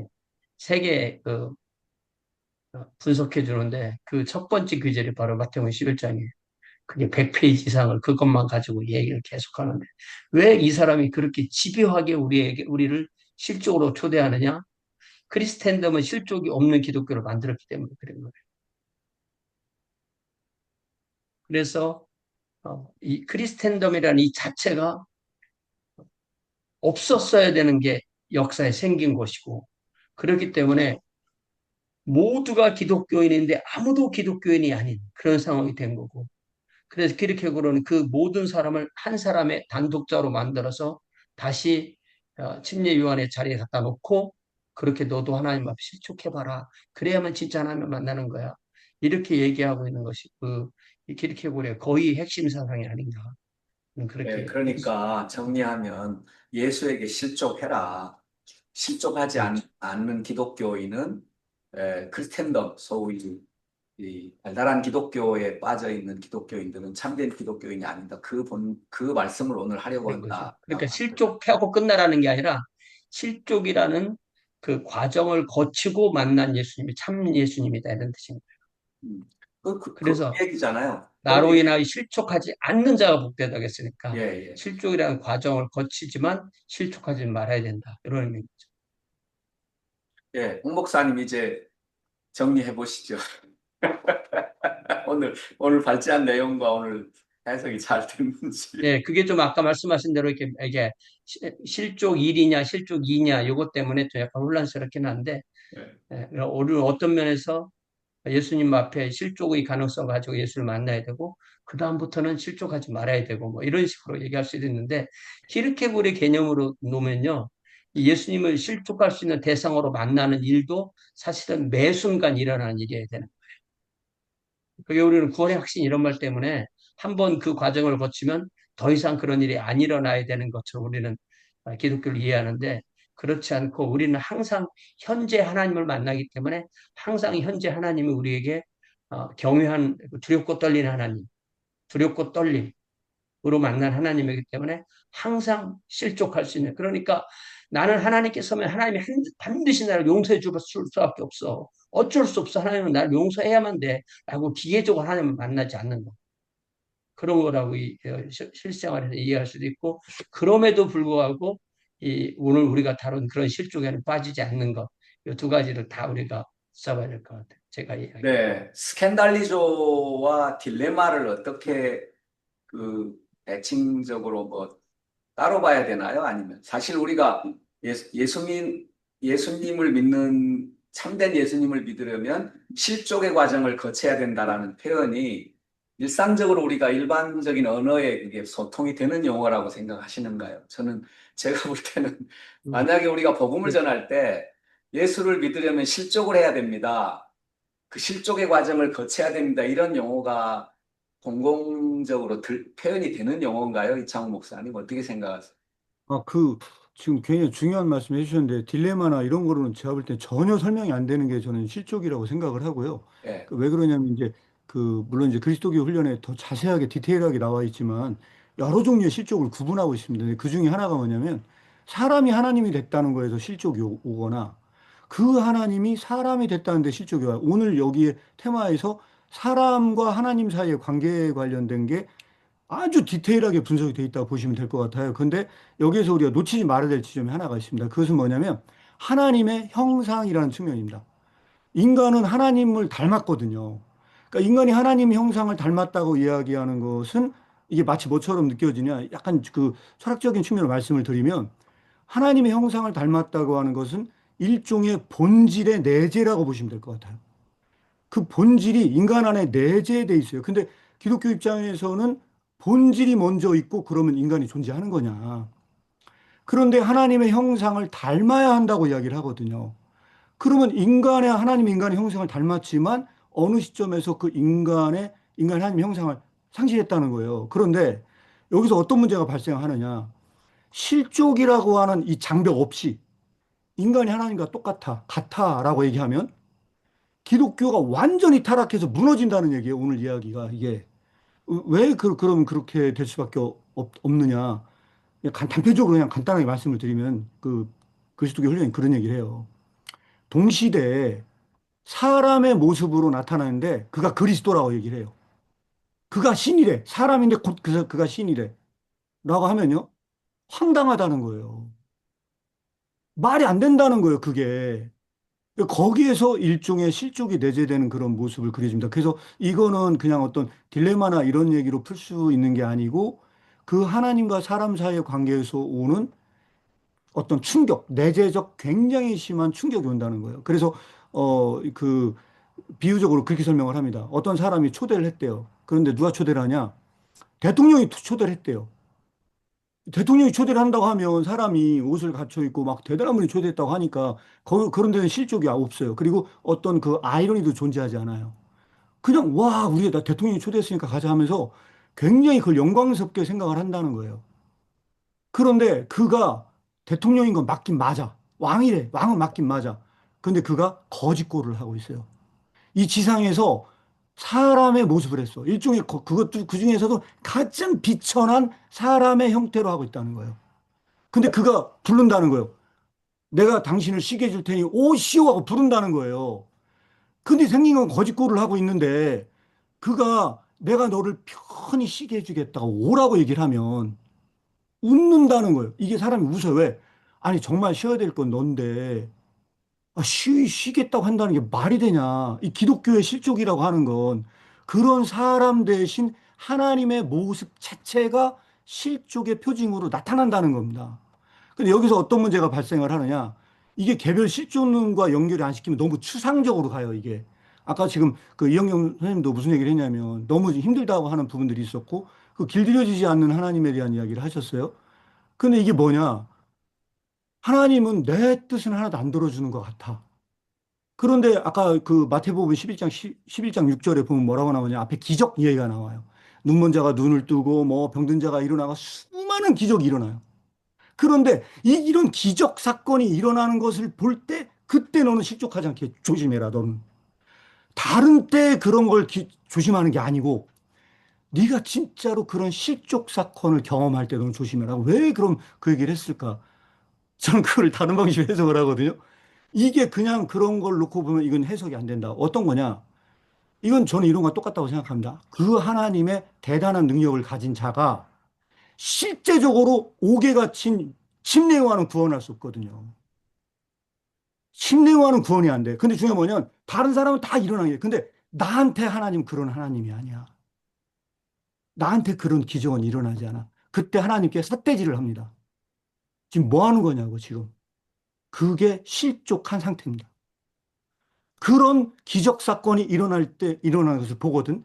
네 자신 스스로가 실족하지 않도록 조심해라. 그때 그 실족은 뭐냐면요. 예수 그리스도를 버리는 겁니다. 이런 기독교라면 나 믿지 않겠다. 이게 무슨 기독교냐 하고 그 예수 그리스도를 버려버리는 겁니다. 네. 저는 이런 부분이 내재되어 있다고 생각합니다. 예. 요한 형제 이렇게 갑자기 또 얼굴을 보여주셨는데 혹시 뭐 할 말씀이 있어서.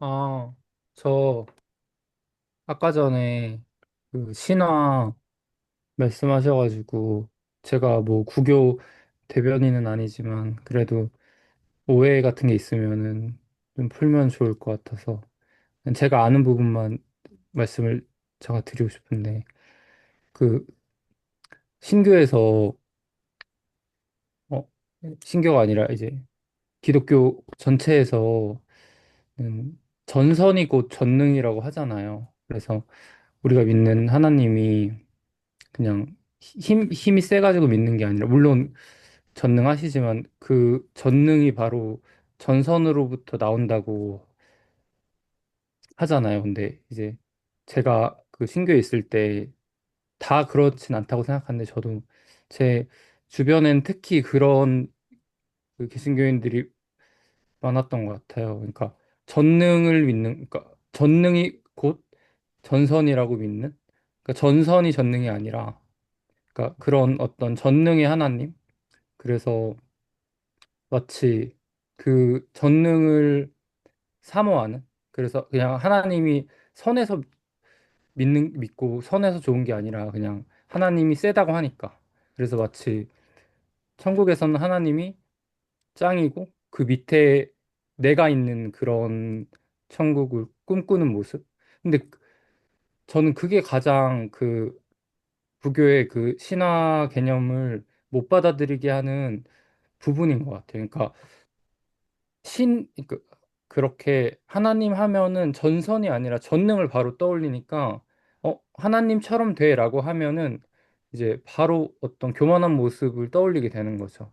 근데 생각해 보면은 하나님은 가장 선한 존재니까 내가 하나님처럼 되고 싶다는 말은 나도 선해지고 싶다라는 거잖아요. 정말 하나님처럼. 그러니까 사실은 그거는 안 좋은 게 아니고 너무너무 아름답고 바람직한 모습인데, 그런 것 같더라고요. 네. 제가 설명을 제대로 못했는데, 이게 그 네. 예. 또 알렉산드리아의 하시면 그 되죠. 아타나시우스가 쓴 말씀의 성육신에 관하여라는 책이 있거든요. 그 조이북스에서 나온 책인데 그 책이 완전히 자세히 나와 있습니다. 그 하나님께서 인간이 되신 이유는 우리를 신처럼 끌어올리기 위해서라고. 네, 예. 그 책. 혹시 그 남편이 암으로 죽었어요. 그런데 부인이 이 겨우겨우 아이들하고 애써서 힘써서 사는데 또 아이가 교통사고로 죽었어요. 그래서 이제 거의 절망적인 그리스도인이 되었는데 예, 그 스트레스 때문에 자신이 암에 또 걸렸어요. 이런 그리스도인을 보고 오늘 킬케고의 실족 개념으로 위로나 상담을 한다면 최정인 목사님 어떻게 설명을 해주실 수 있겠습니까? 아니, 그게 왜 저한테 와요? 아니 왜냐하면 어, 세례 요한의 절망과 그 여인의 절망이 거의 비슷할 것 같지 않을까? 실족하지 말아야 된다는 개념으로 볼 때. 제가 살면서 큰 불행을 경험해 본 적이 없고, 나름대로 순탄하게 살았기 때문에, 그런 위기 상담이나 그런 거를 할 저는 자격이 없다고 생각해요. 왜냐하면 제가 얘기하면 이론을 말하는 것처럼 해요. 그래서 저는 그런 걸 못해요. 아예 못하고 해본 적도 없고, 어, 제가 상담을 하면 육기에 나오는 유배 친구들처럼 상대방의 상처에 그 한 식초를 들어붓는 그런 상담을 할 가능성이 많기 때문에 그 질문을 네. 우리 옥보이 선생님 같은 분이 받으셔야 한다고. 제가 왜 이 질문을 했냐면요. 우리들이 킬케고를 공부하면서 공부하는 목적이 하나님 앞에 단독자로 서는 그리스도인, 그리고 단독자로 서서 하나님을 어떤 불행이나 절망 가운데서도 평안을 잃지 않고 찬양하며 기도하며 사는 그리스도인, 보통 그런 목적으로 설교도 하고, 상담도 하고 하는데, 그런 삼중, 사중의 불행을 당하는 사람에 대해서 키르케고가 단독자 개념으로 얘기할 때, 또 실족 개념으로 얘기할 때, 물론 이제 키르케고의 다른 책, 사랑의 역사라든지, 뭐, 다른 책들을 통해서 얼마든지 설명을 할 수 있겠지만, 저는 이제 실족 얘기를 하면서 이 실족도 어떻게 생각하면 굉장히 이론적이고 철학적이고 논리적인 개념처럼 들려서 정말 실족을 물론 바리새인들이 거지 왕으로 나타나신 그리스도를 메시아로 믿지 못하는 실족을 그들이 경험했다라고 하는데 이게 철학이나 논리에서 이런 얘기가 가능하다는 좀 생각이 들고 실제 현실적으로 그런 고통을 당하는 사람에게 이창호 목사님 어떻게 얘기해 주시겠어요? 그 기독교의 공격에 나온 이야기로 한번 말씀드려보겠습니다. 거기서 이 구절을 분석을 합니다. 로마서 8장 28절인데 우리가 알거니와 하나님을 사랑하는 자, 곧 그 뜻대로 부르심을 입은 자들에게는 모든 것이 합력하여 선을 이룬다.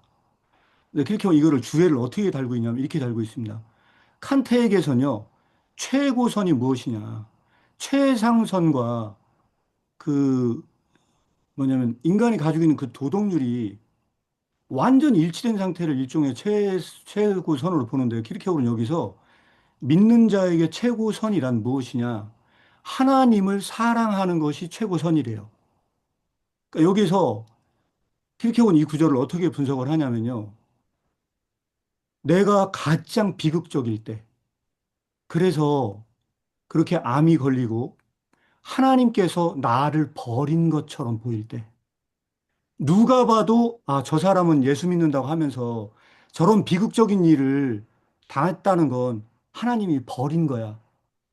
라고 주변 사람들이 나를 조롱할 때, 나를, 나를 완전히 너는 그러고도 하나님을 믿어? 라고 할 정도로 나의 삶이 가장 비극적일 때, 그때조차도 네가 하나님이 사랑이심을 믿는다면, 그럴 때도 네가 하나님이 사랑하신다는 것을 믿을 때, 그때 모든 것은 합력하여 선을 이룬다는 거예요. 심지어는 너에게 있는 그 악조차도 하나님이 사랑이심을 믿을 때, 그때 모든 것은 합력하여 선을 이룬다는 겁니다. 그 따라서 기독교적 관점에서 최고선이란 하나님이 사랑이심을 믿는 것이래요. 여기서 이게 실족을 넘어서는 방법입니다. 그러니까 실족이라고 하는 건 뭐냐면 내가 하나님을 너무 받아들이기 힘들어서 믿지 못할 때 나타나는 현상 중에 하나거든요. 그런데 그때 킬케고르는 제시하는 것이 뭐냐면 너의 인생이 그런 전혀 기적 같은 것이 나타나지 않는다고 생각이 들 때, 그래서 완전히 하나님께 버림받은 것처럼 예수 그리스도께서 하나님께 버리심을 받고 십자가에 달려 돌아가신 것처럼 너의 인생도 그런 것처럼 생각이 들 때, 그때 하나님만은 너를 붙들고 있다는 것. 그래서 그 하나님이 사랑이심을 믿는 것. 그게 믿는 자의 과제라고 설명을 합니다. 그게 오히려 더 그 어려움을 극복할 수 있는 그런 방법을 그나마 신앙적으로 푼 것이 아닌가 이렇게 생각이 듭니다. 네, 고맙습니다. 아까 무한체념과 믿음의 도약 개념으로 연결해서 본다면 사실은 시간 개념으로 보면 하나님의 부활에 참여한 그리스도인은 지금 천국을 살고 있기 때문에 이 지금 천국, 지상 천국에서 벌어지고 있는 모든 고통이나 악이 자기 잘못이나 자기 믿음이 없어서 생기는 게 아니라 인간의 죄들에 의한 결과물들로 발생할 수 있기 때문에 그걸 남 탓을 하지 않고 영원한 천국에 계신 하나님과 지금 천국에 계신 하나님 속에서 자신의 위치를 발견하는 그 전선의 상태 가운데 자신을 바라보는 것, 아마 그것이 이제 우리 요한 형제가 아까 얘기했던 전능이 없어도 전선으로 하나님을 사랑할 수 있는 어떤 길, 그것과 연관해서 우리 이창호 목사님이 이 얘기를 좀 해주시지 않았나 생각이 듭니다. 본인이 당해보지 않고는 사실은 그 쉽게 교리나 또는 철학적 신학이나 이런 것으로 설명을 해도 이제 그 아픔을 그 온몸으로 고통을 당하는 사람 입장에서는 이제 그 가르침이나 상담이 자신에게 선으로 다가오기까지 그 고통이 참 큰 것 같아요. 저는 킬케고 공부하면서 이 자칫 우리가 사변적인 얘기, 논리적인 얘기로 이제 지루함을 가중시키는 시간이 되지 않을까 늘 걱정하고 기도를 하거든요. 이 공부가 좀 현실에 피부에 와닿는, 심지어는 어떤 공부하다 보면 눈물이나 그런 정서적 그 공감 이런 거로 인해서 어떤 통곡도 좀 나오고 또 회복이 진짜 내가 그리스도를 알아가는데 이 킬케고가 나의 전능에 대한 기대로부터 실족해서 정말 전선의 하나님을 사랑하는 쪽으로 연결되면 참 좋겠다. 여기 성도님들도 많이 참여하시는데 사실 불행한 사람들이 참 많거든요. 저 최선을 다해서 살아가는데 신앙생활도 최선을 다해서 살아가는데 정말 하나님이 이해가 안 되는 그런 고통 가운데 있는 우리 현경 선생님도 사실은 말씀을 잘 들어보면 그런 아픔들 가운데 계신 것 같아서 무슨 종류인지는 잘 모르겠습니다만은 잠도 잘 못 주무시고 아파하시고 이런 걸 그런데도 키르케고를 이렇게 해서 공부하러 오시잖아요. 오시는데 뭔가 선하신 하나님, 사랑의 하나님을 좀 뜨겁게 만나는 길이 좀 열렸습니다. 이런 생각도. 우리 양은주 목사님, 목보 선생 얘기 안 했는데 말씀 좀 해보시죠. 질문도 좋고요. 또 말해야 되네요. 저는 말씀을 들으면서 뭐가 생각났냐면요. 그 창세기에 가인의 죄 있잖아요. 가인이 아벨을 죽이고서도 너무나 뻔뻔한 모습을 하나님 앞에 보입니다. 내가 내 동생 지키는 자냐고. 하나님은 다 알면서도 물어봤고, 그 가인의 그 죄가 너무나 큰데도 하나님이 가인을 대하는 자세는 너무 이렇게 부모보다 더 큰 사랑이라고 해야 되나? 용납이라고 해야 되나? 그 큰 죄 가운데서도 이렇게 자비를 보이시는 그 하나님의 사랑이 보이거든요. 그래서, 왜 하나님께서는 제가 이제 성경을 보면서 왜 천국이나 지옥에 대한 것을 많이 말하지 않으셨을까? 왜 하나님께서는 이 진짜 가소로운 인간들이잖아요. 이 광포가 가득하고 어리석은 인간들한테 어쩌면 뭐 너무 쉽게 하실 수 있는 일들을 너무 어렵게 이렇게 지금까지 진행해 오신 것처럼 보여요. 그런 이유가 뭘까? 왜 이렇게 너희들 이렇게 하면 지옥이 얼마나 무서운지 알아? 하고 지옥에 대해서 쫙 그냥 이렇게 한 권 책으로 만드시고 또 이 믿음을 가지고 살아간 자들에게 보상을 주시는 천국에 대해서 쫙 열어 보이시면 될 텐데 왜 이렇게 인류의 역사들 뭐 한 사람 불러내가지고 아브라함 불러내가지고 그 12자손 그렇게 이 인류에 대한 이 얘기를 구구절절 이렇게 몇천 년 동안에 하나님을 이렇게 설명하실까? 그 생각이 그게 제가 조금 결론적인 건 하나님이 정말 사랑이시다. 하나님을 정말 그 본질인 하나님 자신을 이렇게 설명하고 나타내기 위해서 인간사의 삶을 통해서 보여주시려고 이 역사를 통해서 자신을 드러내시는, 그러니까 오래 참으시는, 인내하시는 그 하나님을 보여주시려고 하시는데, 인간이 이 오만해져서 하나님의 그 큰 사랑을 이렇게 오만하게, 이게 손자, 손녀들이 할아버지 막 수염 잡아 당기는 것처럼 이렇게 진짜 하나님을 알지 못해가지고 정말 진짜 하나님의 사랑을 모르니까 이 죄도 짓고 정말 사랑하면 순종하게 되고 정말 사랑하면 그 사람을 위해서 죽을 수도 있는데 그 진짜 사랑이 십자가의 사랑으로 나타났는데 그 십자가의 사랑을 진짜로 깨닫지를 못하기 때문에 그 죄사함과 죽음의 문제를 해결하신 그분의 얼마나 위대하시고 크고 놀라우신 거에 대한 감격이 없어서 계속 죄도 짓고, 그리고 계속 이 하나님에 대한 오해가 있지 않나. 진짜 사랑을 알면 그 어떤 힘이나 위협이 아니라 그 지옥 가면은 막 이러니까 너희들은 이렇게 살면 안 돼. 이게 아니라 진짜 사랑을 하면 그 사람을 위해서 죽고 그 사람에게 복종하고 사랑의 노예가 되어서 하신 분이 우리 하나님이신데 우리도 그런 거를 원하시는 거 아닐까, 하나님께서는. 우리도 그런 반응으로 하나님께 다가가기를, 그래서 부모와 자녀 또 사랑의 관계로 회복을 원하시기 때문에 그런 강요하고 어떤 억압하고 두려움을 주고 막 이런 방법이 아니라 같이 사랑하는 그 관계로 가기 위해서 이렇게까지 하시는 거 아닌가. 근데 그 사랑을 자꾸만 잃어버리는 거예요. 그 첫사랑을. 저도 이제 제 경험을 보면 처음 예수 믿을 때는 진짜 너무 사랑해서 하나님 위해서 저 죽을 수도 있겠습니다. 순교할 수도 있겠습니다.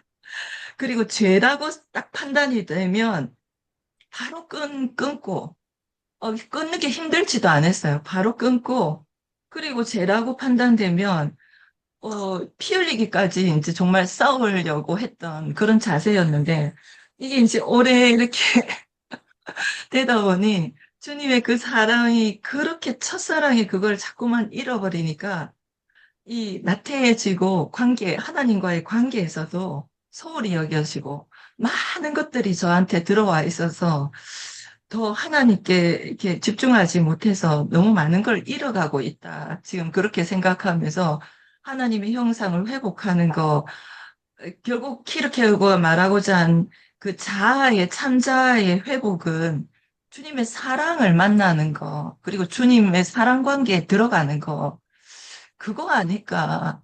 그래서 이 참자아의 회복이 바로 이 하나님이 나를 창조했었던 그 모습에 다가가는 거.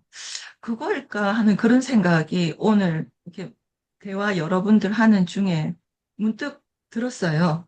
네. 그래서 이 두려움과 떨림이 구약에서 바리새인 유대인들이 두려움과 떨림은 이제 예수 그리스도의 진정한 하나님의 사랑을 받아들였다면 더 이상 율법이 우리를 억압하지 않을 텐데 계속 율법 신랑과 우리 예수 그리스도의 신랑 그 사이에 이런 문제가 아닐까 그런 생각이 들었어요. 너무 길었습니다. 죄송합니다. 네. 맞아요. 그런 말씀 해주시는 거. 가능하면 이제 짧게 한 1분, 2분 안 넘어가도록 서로 좀 애써주시면 고맙겠습니다. 예, 우리 발제자이신 홍 목사님께서 오늘 들으시면서 좀 정리를 좀 해주시죠. 네, 오이다님 다양한 한 의견, 말씀 하셔야 되는데 가만히 예, 알고 있습니다. 예, 홍 목사님. 네, 다양한 의견이 나와서 좋고요. 근데 저는 발제자니까 예, 또 내용으로 좀 돌아가서, 어, 역시 이제 지금 우리가 다루고 있는 게 크리스천, 이제 물론 이교도 같은 경우는 아예 예수를 못 믿으니까 문제가 되지만, 그래서 우리가 좀 인생의 어려운 문제들, 또 죄의 문제, 이런 걸 통해 가지고 결국은 실족하지 않고 run to grace 하는 거잖아요. 은총으로 달려가라는 거잖아요. 결국은 해법이. 그런데 실족은 은총을 향하여 달려가지 못하게 만드는 요소잖아요. 그게 뭘까를 생각해 봤어요. 우리가 은총을 향하여 달려가지 못하게 만드는, 실족하게 만드는 것은 뭔가? 아까 목사님 말씀하신 오만, 교만이 있을 것 같아요. 그래서, 무슨 하나님 이런 걸 해결하실 수 있겠나. 아니면, run to man, 사람에게 달려가는 경우가 있을 것 같아요. 뭐냐면, 내가 할 수 있다는 거. 그래서, 굳이 그거 가지고 하나님 앞에 내가 엎드리고 죄의 은총을 구하는 것보다는 내가 할 수 있다는 거. 또 더 심각한 문제가 아까 그 다수 얘기 나왔는데 그거 굉장히 중요하다고 생각해요. 다수 속으로 숨는 거, 군중 속으로의 도피, 익명성으로 피신하는 거. 오히려 은총의 주님에게 나가야 되지 않고 오히려 그 사람들 그늘 속에 숨는 거. 최근에 뭐 이제 청문회 같은 거 지금 하면서 뭐 정말 누가 봐도 이건 뻔뻔하게 거짓말을 하고 있는 거라고 이건 뭐 인정하지 않을 수 없는 사람들을 보잖아요, 우리가. 그 사람들은 왜 자기 죄가 있으면 정직하게 고백하고 그걸 은총에 또는 용서를 구하고 하지 않고 그렇게 뻔뻔하게 거짓말을 할까? 그 익명성 속에 숨는 거죠. 다수의 사람들, 자기가 속한 사람들에게 피신하는 거죠. 결국 그것 때문에 실족하지 않나 생각하고요. 사람에게 달려간다는 거. 또 하나는 포기해버리는 거예요. 단념하고 체념하는 거예요. 아까 서두에 말씀드렸지만, 이건 안 될 거야. 그래서 단념하고 체념하는 거. 아까 그 어려운 일 당한 분들 얘기도 하셨지만은, 가 목사님, 어제 제가 충격받은 게 대도서관이라는 친구가 갔어요. 하늘나라로. 예, 이 대도서관이라는 친구는 사실 유튜브 뭐 초창기 정말 뭐 엄청난 그 당시 유튜브 구독자가 그렇게 막 활발하고 막 우리나라 유튜브 스타들이 나오기 전인데 그때 막 압도적인 그 정말 명성을 자랑하던 친구인데 가버렸어요. 왜 그럴까? 그건 체념, 포기 이런 것 때문에 그런 것 같아요. 그래서 우리가 이걸 다루는 것도 우리가 죄의 삶, 뭐 죄의 문제라든지 인생의 어려운 문제, 절망에 빠진다든지 하면 유일한 해결책은 우리 인생의 주인이 우리 문제의 해결책이신 주님의 은총 앞으로 달려나가는 거잖아요. 그거를 안 하잖아요. 근데 왜 그걸 안 할까?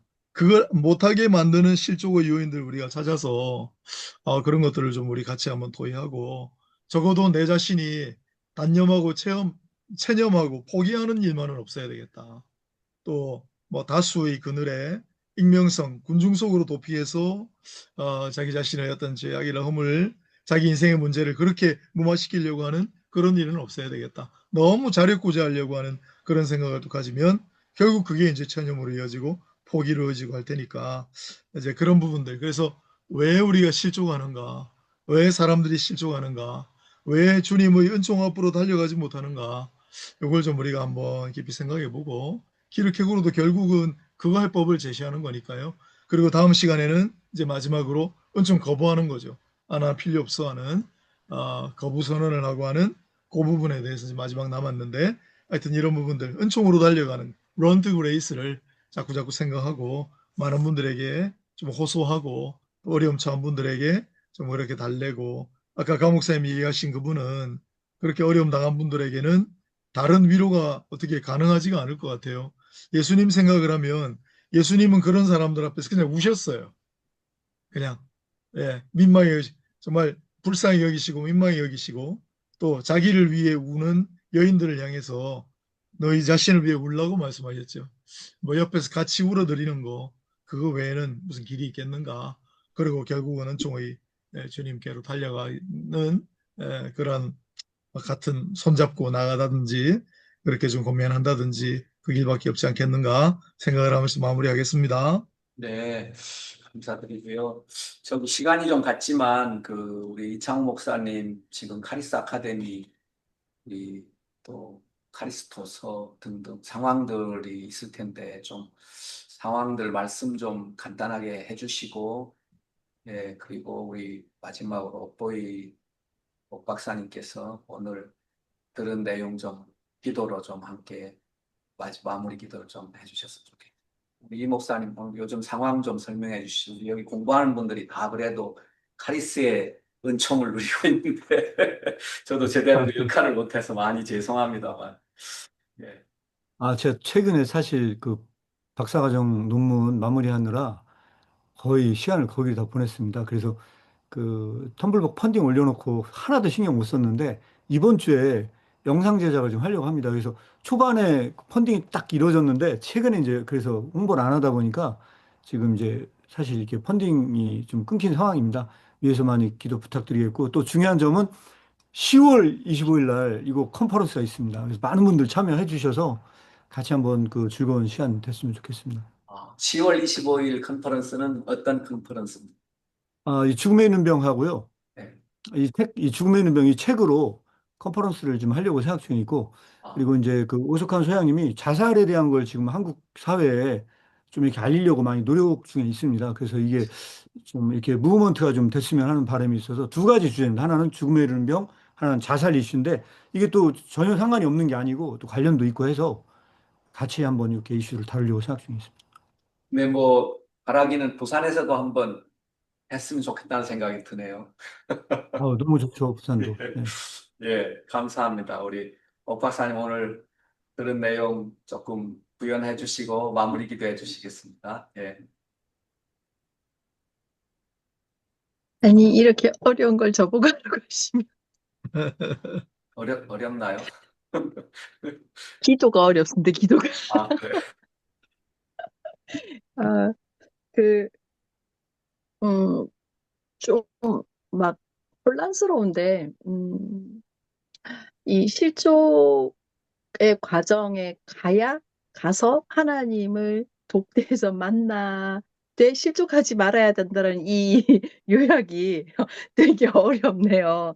어려운데, 지금 이제 제 마음속에 정리된 내용은, 아, 그냥 하나님께서 한 생명을 얼마나 귀하게 보시나, 그리고 얼마나 치열하게 하나님이 얼마나 이 만나고 싶어 하시나, 이런 마음이 좀 느껴지는 것 같아서 되게 예, 감사한 마음이 들고, 이렇게 부족한 집사의 이 지식을 혹은 하나님에 대한 이해를 돕기 위해서 이 많은 목사님들께서 애써주시는 게 너무 감사하고 예, 그런 마음이 들었습니다. 부족하지만 제가 기도하고 예, 마무리 기도 마무리 기도도 이상하네요. 예, 기도하고 예, 제 소임을 마치도록 하겠습니다. 기도하겠습니다. 사랑하는 하나님, 100% 이해하는 것도 어렵고 하나님께서 뜻하신 바를 다 알 수는 없으나 하나님께서 이렇게 귀하게 하나하나 은혜로 하나님을 알려주셔서 너무 감사하고 하나님께서 또 돕는 손길을 이렇게 많이 어, 끊임없이 보내주신다라는 그 사실이 너무나도 고맙고 감사합니다. 기회를 캐고를 통해서 저희들에게 하나님께서 주시고자 하는 그 은혜들을 모두가 어, 한 사람 한 사람에게 적절하게 가득 부어주시기를 소망하고 또 마무리되어지는 그날까지 하나님 하루하루 한 시간 한 시간을 하나님과 동행할 수 있도록 은혜를 더하여 주시기를 간절히 바라고 소망합니다. 아멘. 함께 해주셔서 너무 고맙고 감사합니다. 예수님 이름으로 기도하였습니다. 아멘. 아멘. 수고하셨습니다. 네, 감사합니다. 감사합니다. 네. 고맙습니다. 우리 영현 선생 힘내세요. 예, 감사합니다. 예. 예. 오늘은 잘 잘 거예요. 오늘은 숙면 취할 거예요. 할렐루야, 화이팅. 예. 아멘, 감사합니다. 네. 예, 감사합니다. 네. 수고하셨습니다. 요한 브라더 수고했어요. 선홍 목사님 수고했어요. 홍 목사님 카리스 아카데미 이 죽음에 이르는 병, 그 다음에 죽음을 생각하는 이에게 뭐 이런 거 부산에서 한번 하면 참 좋겠다는 느낌이 드네요. 그거 하면 좋죠. 그죠? 네. 한번 기도해 보시죠. 네. 네, 감사합니다. 들어가겠습니다. 네, 들어가십시오. 네.